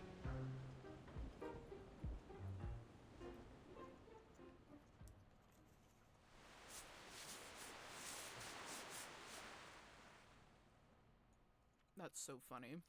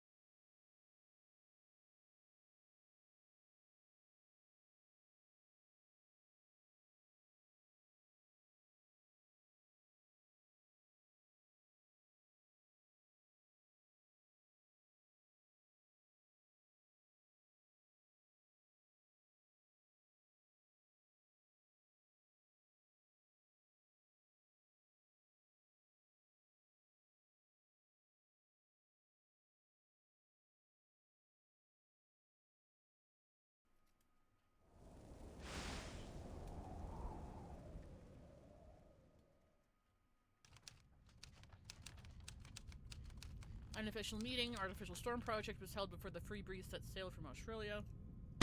Did you wake up with a glitch this morning, Ulrich? The storm has already taken so many lives, and now you're planning to intentionally bring another one upon us? Quit your worrying, Jonathan. The artificial storm will be under strict control, and you're not even on the research team. Fucking chill your tits, Jonathan. You're not even going on this trip. Calm down. Besides, there are some issues we still need to fix, so we've come to a bit of a standstill for now. I promise you won't wake up to find the building engulfed by the storm. Sorry? Are you saying that you've already started? Ulrich, I have to warn you. Ever since you found that satellite, you've been pushing past the limits of Laplace's regulations. Oh, he's going against regulations. You've accessed materials from other branches, used valuable resources for your own purposes, and run experiments without proper clearance. Ooh, he's a rule breaker. What baseless claims, Penelope? I'll have you know that everything I've done has been approved by the HQ director. Oh, okay. Oh, he's mad. He's like, of course I followed regulations, Penelope! Sit the fuck down! Director? We don't have a damn director! Wait, what? But we do have a substitute director, so there. Oh, because Lucy was the director. Okay, Lucy was the director, that's why. Okay, yeah. That's right. He gives a pointed nod in Enigma's direction, because Enigma took over. Enigma was the guy I was talking about, the employee that came in, that barged in on Lucy, being like, why the fuck are you not letting us help you? And then finding that she was, like, torturing herself, basically, to get results of the experiment that they were doing. Enigma is that guy, and when she left and obviously resigned from her post, Enigma took over as director. Or substitute director, because he doesn't want to be director. For the last time, He's I'm really not the hot. substitute director. Also, no one can substitute for Madame Lucy. Also, he's really hot. Yeah. Allowing the term his gay ass. That familiar heavy knock on the table resounds once more. But let's set that aside. We're here to figure out what to do with the satellite. Not to stage an intervention for Ulrich. Mr. Bean, what disguise? Other than women, all I saw was a dapper man in a nice coat. True? The solution's as clear as day, my friends. We'll do exactly what they did in Plisetsk during the third storm. Find someone brave and send them into space. He's right. Why don't we just build another satellite and see how it handles the storm? A sarcastic applause suddenly erupts. Wow, what an amazing idea! Truly a stroke of genius. So, we're talking about a controlled experiment, right? That means we'll send not just one, but dozens of satellites, all carrying different items. What's the problem with that? Oh, nothing. The budget team will be thrilled at the idea. Here's a better one. We sit tight and wait till the storm sends us back to 1995. And bingo! Surprise! There's our satellite, orbiting around the Earth once again. Medicine Pocket, please mind your tone in the meeting room. Oh, sure. Just as soon as they stop trying to waste all our research funds. I'm with researcher Medicine Pocket here. There's no need to launch more satellites. We should be focusing on the Artificial Storm Project. Ulrich knocks the table, drawing everyone's attention. The project has made substantial progress.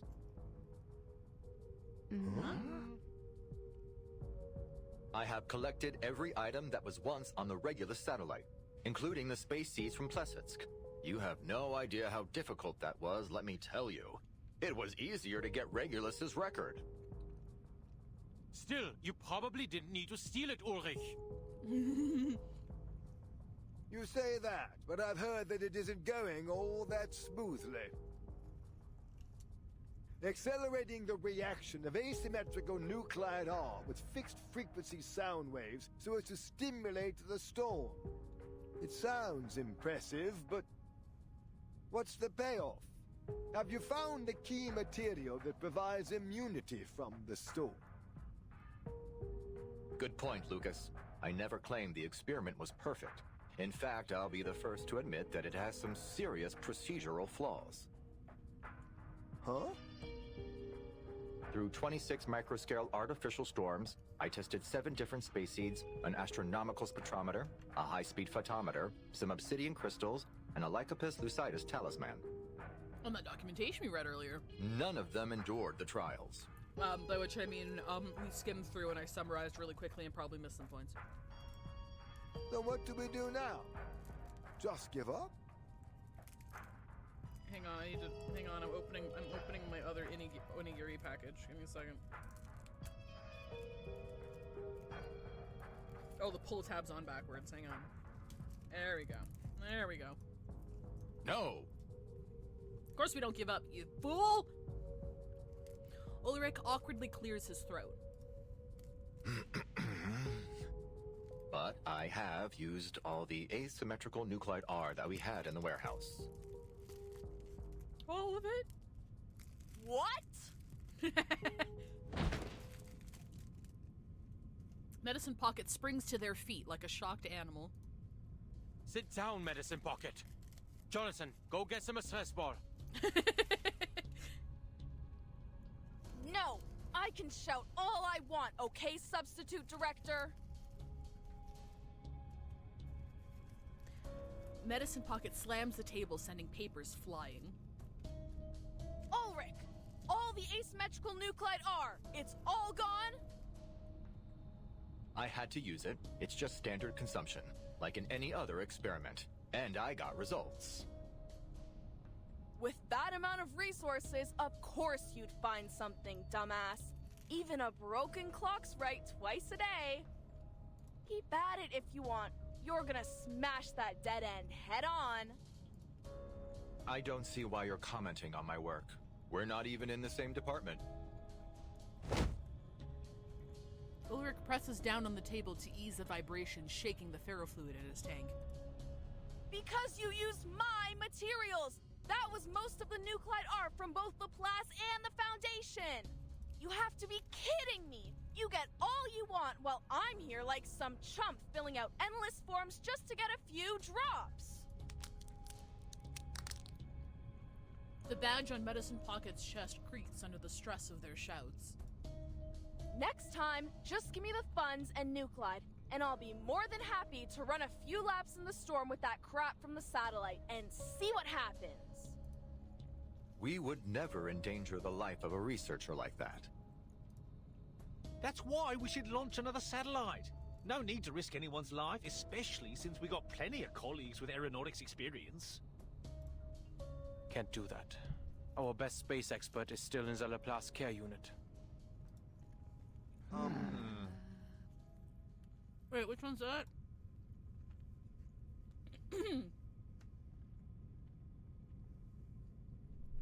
Sorry, give me a second.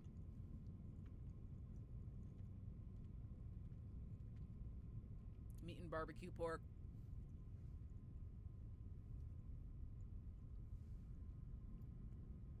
Alright.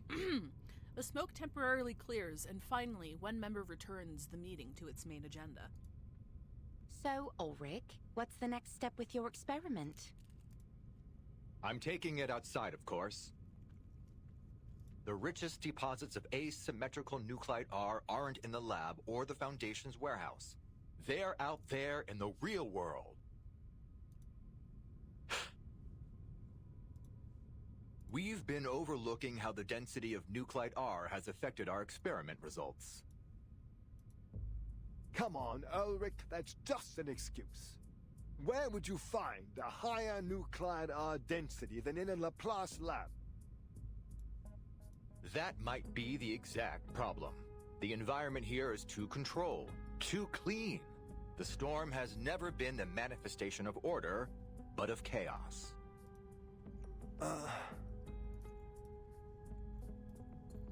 And how exactly do you plan on finding chaos?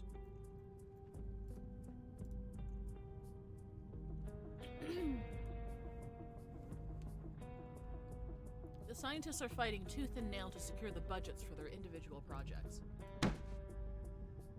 Everyone, please! If we just sit here arguing instead of getting out there and doing something, those sneaky researchers at Institutum Lawrence are going to get ahead of us. He slams a butterfly-patterned envelope heavily onto the table, yet adding yet more fuel to the fiery chaos. Lawrence? That strange secret society? Let's see what kind of bull they're spouting this time. No medicine pocket, just toss the letter into the shredder.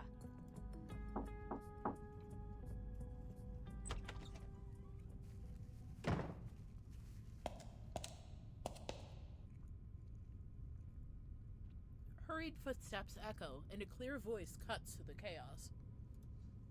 Ladies and gentlemen, my apologies for interrupting your debate. The St. Pavlov Foundation has passed a new resolution. Simone! So this is Lucy's girlfriend? Wife?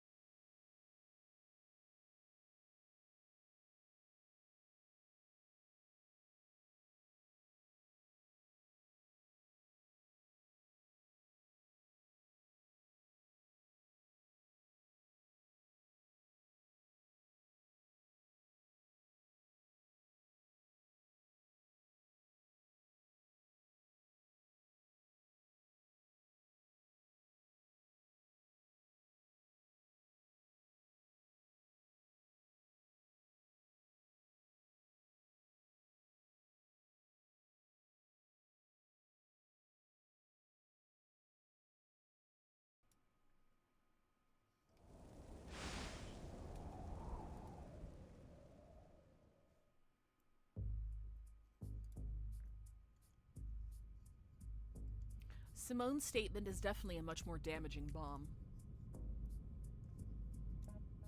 Miss Simone, did you just say something about the Foundation? Are we not moving off topic? We were discussing our efforts to identify substances immune to the storm. What is all this about the Foundation? No idea, but it's sure to be the most cheerful, positive, wonderful news. That'll teach you to run Madam Buckethead out of town. Now it's going to be those Foundation dimwits calling the shots. Ha! I won't stand for the Foundation ordering Laplace around. I'll set things straight with them later. You have my word. He raises his hands in exasperation before promptly dropping them and slumping back into his chair. In fact, Miss Simone, you may relay my message now. I understand your concerns, Mr. Enigma, but given our present circumstances, the Foundation's involvement may have a bright side.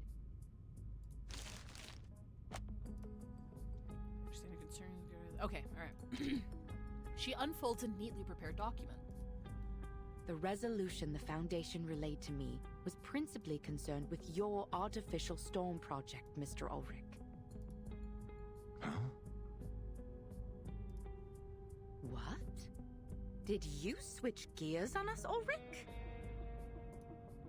For Flux's sake, all I did was ask for a little support. Speaking of, the Foundation also sent through their approval for your other requests. Mostly anyway. They agreed to supply the majority of your requested materials, including replenishing a portion of our asymmetrical nuclide R, and they've dispatched field investigators to assist us. Additionally, they've done preliminary screenings on the locations you mentioned and confirmed they meet the specifications of our experiments. The Foundation has never been this generous with us before. They're baiting us. Joy rushes through Ulrich. He feels almost in a daze. Don't go popping the champagne just yet, Ulrich!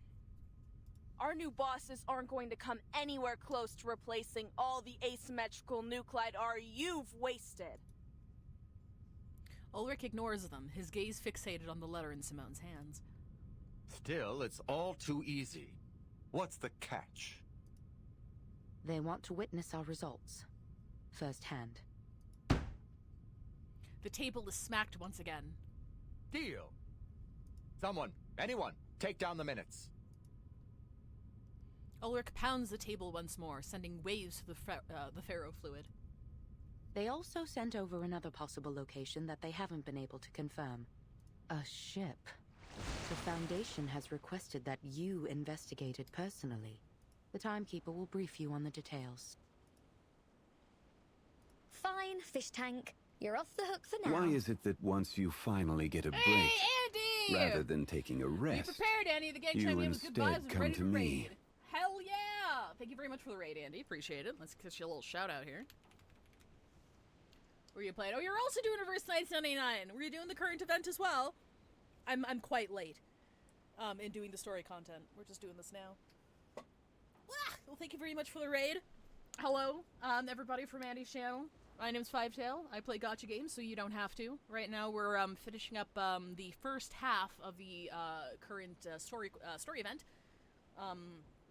Typically divided into two, so we don't get all burned out. So we're finishing up to Chapter 10, Chapter 11 here, and then we'll be doing the rest of it next Saturday. Also doing my part of the story and started building Voyager's Euphoria. Hell yeah, did you pull Barcarola? I've heard that Voyager's Euphoria plus Barcarola plus Aleph, who's coming out, they're like the premium inspiration team. That's what it's called, the mechanic. I'm not investing into it, but I've heard it's strong. Hell yeah, good stuff.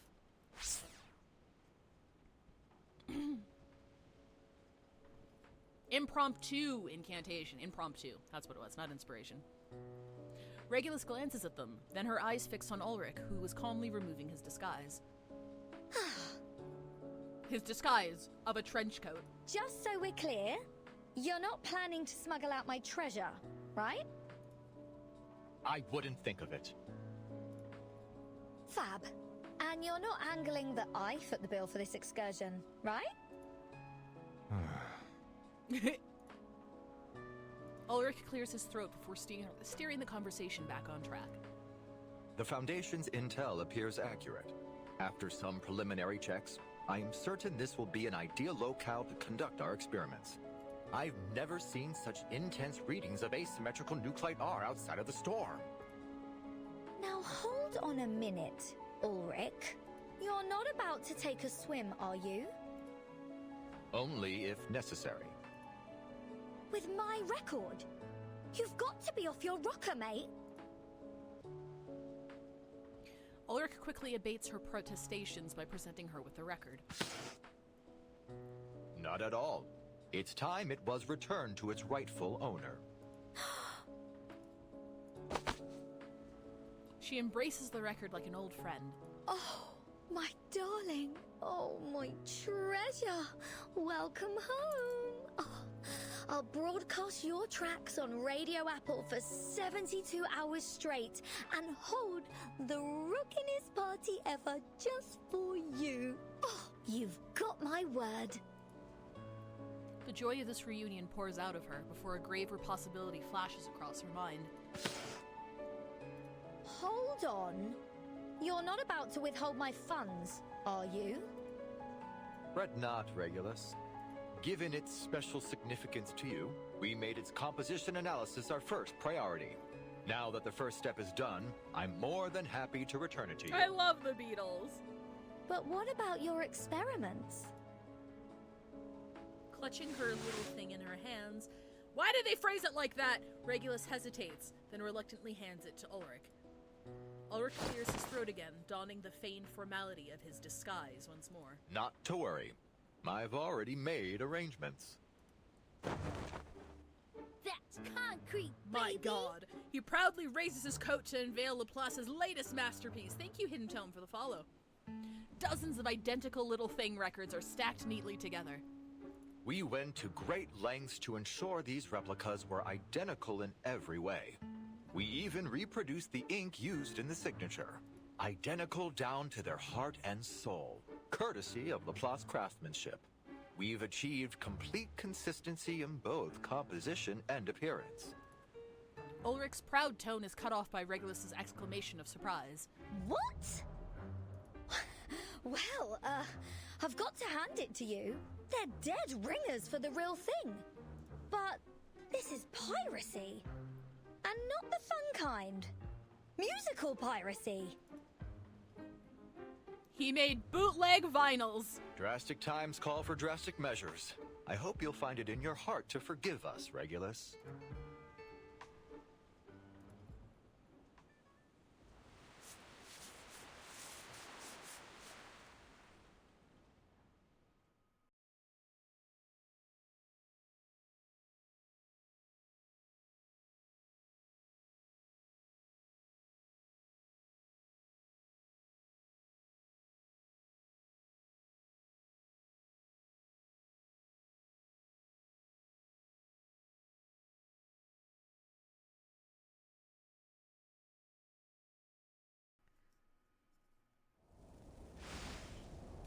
The hateful hometown.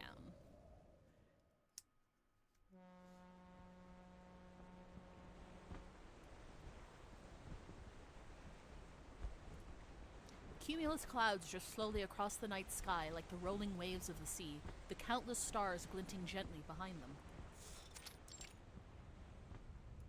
The damp sea breeze has laid a heavy layer of moisture on the surfaces of the ship. Standing at the observation window, the captain's face betrays no emotion. There's a faint, hesitant sound at the door. Oh, Miss Fatutu.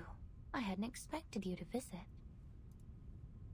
Grace's face lights up, every inch radiating joy.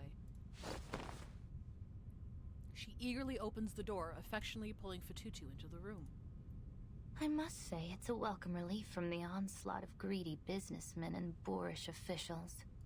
All puff and no substance. Bloated, lifeless. They remind me of a few specimens of decay from my collection. Decaying specimens? Miss Grace, you mean body? Hush. Let's just leave things at that. She squints as she studies the faintly protruding veins on the girl's hands, imagining the blood coursing anxiously through them. So then, you're here to talk about something else? Go ahead. Yes, Miss Grace. I just wanted some advice, if you don't mind. Not at all, my dear. We are friends, aren't we? We are venturing into the unknown, so it is little surprise that you feel lost. But disorientation is a dangerous enemy. I am more than happy to help.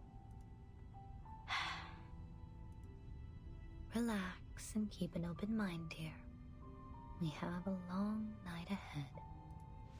I don't think there's anything to indicate she's been experimenting on people. A few soft, subtle noises come from outside, but they are not enough to disrupt the intimate conversation between the two. Grace sets down her pocket watch, her gaze drifting past the slightly ajar door, a faint smile teasing her lips. The thing is, I tried to ignore the outside world, just like you said, but I failed. Fatutu instinctively lowers her head. The idea of raising a spear against people I know so little about, even if it was to avenge my home. I felt I had to learn more about these outsiders, to understand them. I'm sorry I went against your advice. I thought that learning about them would harden my resolve. I thought that I would hate them from the depths of my soul. That the hatred would be so strong that I'd feel no remorse. That I would see in them what you and Manus Vindicte do. But... In the face of her wavering resolve, Fatutu bows her head in shame. Instead, after interacting with the people here... The noisy music hall, the bustling tourists, the bright lights, the sea shanties, they all linger in her mind. Fatutu, my dear. There's no shame in having second thoughts. The gentleness of her response leaves Fatutu momentarily stunned. How could you not? This was but your first glimpse of a world so much wider than you knew. But you'll soon realize that it is nothing more than a dying corpse. Its lungs still clinging on to its last breath. The face rots first, you know. It's a nasty scene, I assure you. Those shrinking, putrefying eyeballs are always a headache for taxidermists. Next, the chest cavity. It rots out from the inside, bloating with noxious gases produced by its decomposing flesh, until it's ready to pop like a party balloon. Even at this stage, if you were to hold your breath and look only to the limbs, you might marvel at the artisanship. Such a perfect creation. Yet it dies all the same. So it goes. Fatutu has never encountered such a warm and spirited captain before. Do you see the world any clearer now? Take your time. Think it through. Grace lightly taps her finger on the board beside her as if keeping time with the faint footsteps outside. Lost in thought, Fatutu remains oblivious to it all. The outsiders are different from what I expected. Miss Grace, are you sure they're truly evil? Grace glances out the window. Through the porthole, a strange vibrating sound grows louder and more distinct. Following Grace's gaze, Fatutu notices an enormous shadow on the other side of the porthole. Can parasols and railings really create such an enormous silhouette? They are cunning, menacing, and at times have even been known to engage in eavesdropping. The shadow creeps closer toward them, stealthy and deliberate. Miss Grace, watch out! It's some kind of monster! There is no doubt. This cutting description has angered the shadowy intruder. Huh? It's here! Uh-oh. Scrambling, Fatutu grabs whatever is nearby, signal lights, brooms, and heaving lines, and flings them out the door. I'll protect you, Miss Grace!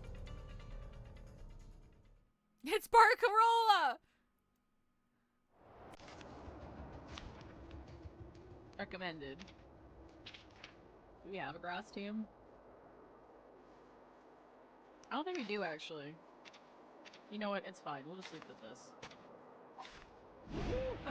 The hunt begins? She's just chilling. Oh, fuck. I don't actually know how she works. Hang on. I forgot Anja was here. I literally don't know how she works. I still haven't looked up her guide videos. I'm gonna leave. I'm gonna leave. I have her built and everything, and I haven't figured out how she works yet. We're gonna go, but we're going back to old reliable, okay? By which I mean, yeah, sure, this Let's works. go. I walk fast. And we'll put. Wait, where are you? There we go. I'm no master of a teamwork. Can I start running?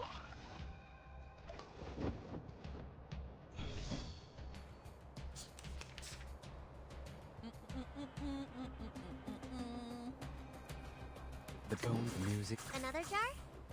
This is not a mistake made by man. You don't want to miss it.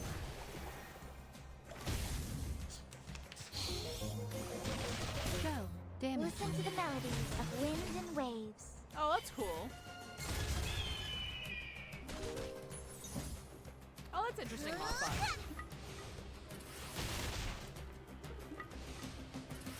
What an awful racket you made!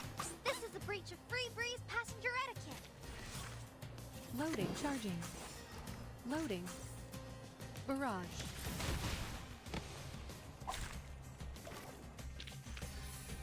I remember it's called lending a hand. Give me 1 second.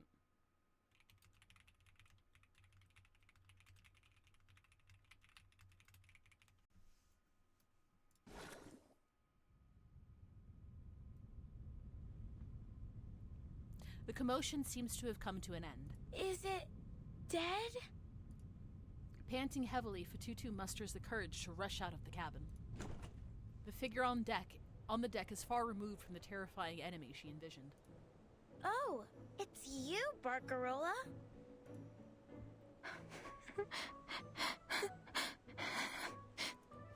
A familiar tear-streaked face emerges from the aftermath of the chaos.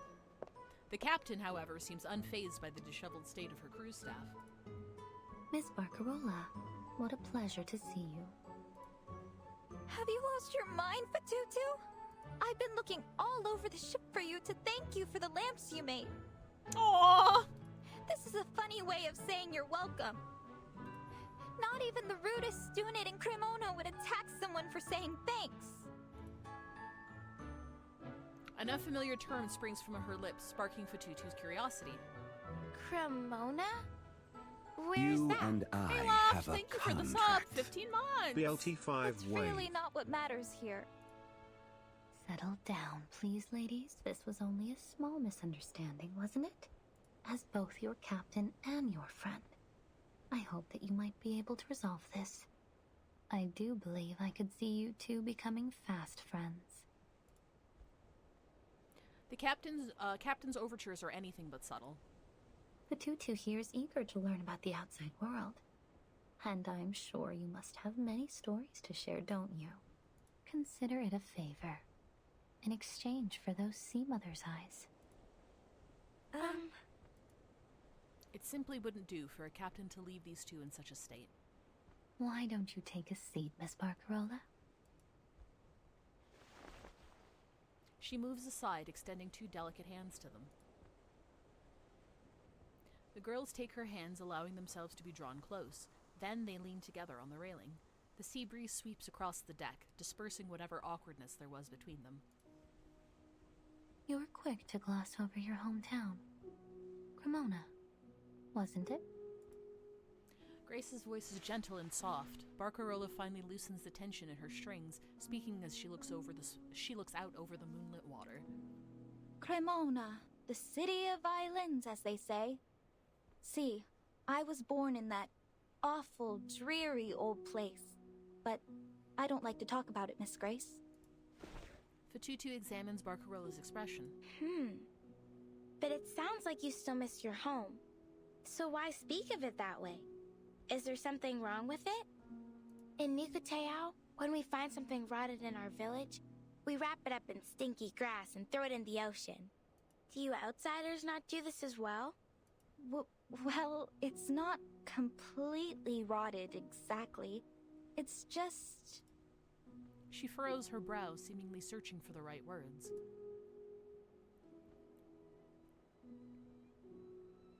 In Cremona, everything is bound up with the violin. How it's made, how it's played, even the science of it. It fills the air and every conversation. You can't walk to the trattoria without tripping over a virtuoso. They come from Rome, Berlin, London, New York, Nairobi, Tokyo, Uppsala, people from far and wide, all crammed into one town. Not a day goes by without a concert, a symphony, or a festival musicale. Am I misunderstanding you? Because to the Nukatai, the idea of a place with music and festivals every day sounds very... fun. That's where you're wrong, Signora. It's no fun at all. At least, for me. To be Cremonese is to take pride in its music, its history, and above all, its violins. And you must learn to love the violin, the viola, the violoncello, and the bass, because there is nothing else. Every quartet is a string quartet. Every concerto is Vivaldi. Strings, strings, strings. The monotony is unbearable. Oh, that's why she has such an interest in well, not international, but I guess instruments across the world, and she was talking about how great they were in the beginning there. Anything that's not a fucking violin. The world has so very many instruments as diverse and as varied as the people that fill it. Even the shell around your neck could sing if you knew just where to tap it. But not in Cremona. That's why I speak of it that way, Fatutu. Because if I had stayed there, I would never have seen the music of the world and its instruments, and my crackling box would never have been able to know their sounds. The Nukatai don't have many instruments. Not so many as you anyway. But we were never bored with what we had. I'm certain that your island holds great beauty beyond its music. If ever we grow tired of singing and dancing, we'd go searching for shells or swimming in the reefs. You still have much to learn about the world beyond your islands. Then you have no intention of ever returning home, Miss Barcarola? A seemingly most ordinary question. Return? No, never. They're too set in their ways. Like old fossils. My vision of music grew beyond them, and I did too. Barcarola cups her hands around her mouth and hollers out into the fog-covered horizon. I won't force myself back into their little world! Your determination is admirable, Indy. Glad to hear it. Then my position is safe for another day. How could it not be? You are the very star of the free breeze. Uh-huh. Barcarola's face lights up with renewed pride. What about you, Miss Grace? You've never told us about your home. It's a place of little interest to anyone. Not even worthy of naming. Her demeanor is far more composed than the rambling chatter of Barcarola. They say a musician must be free of attachments to be truly creative. Perhaps this is true of captains as well. No, that can't be right. The Nukutai believe that to stray from our home is the death of the spirit. If we travel too far and too long, our spirit shells develop cracks that no amount of Nuku glue can mend.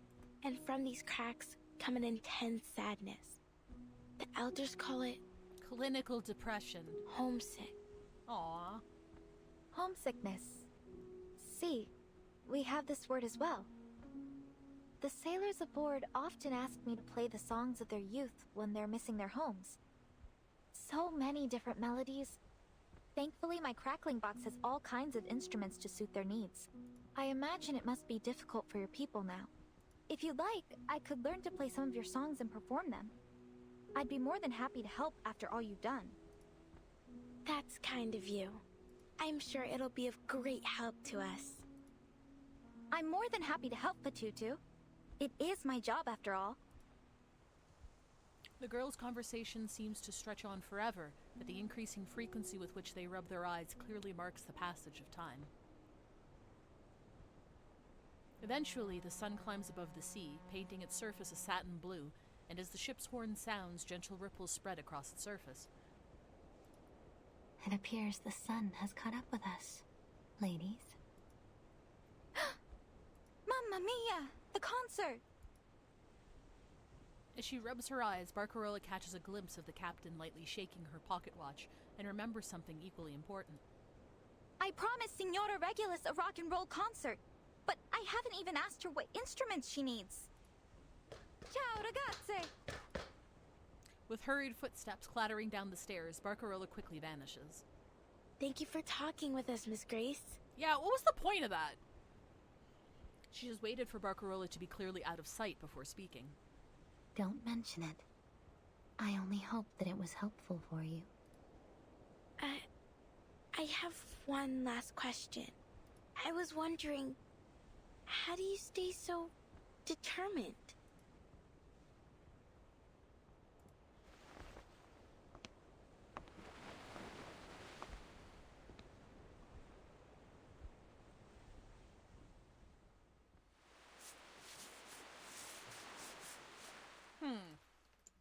Interesting. Interesting. All right. Cool, cool.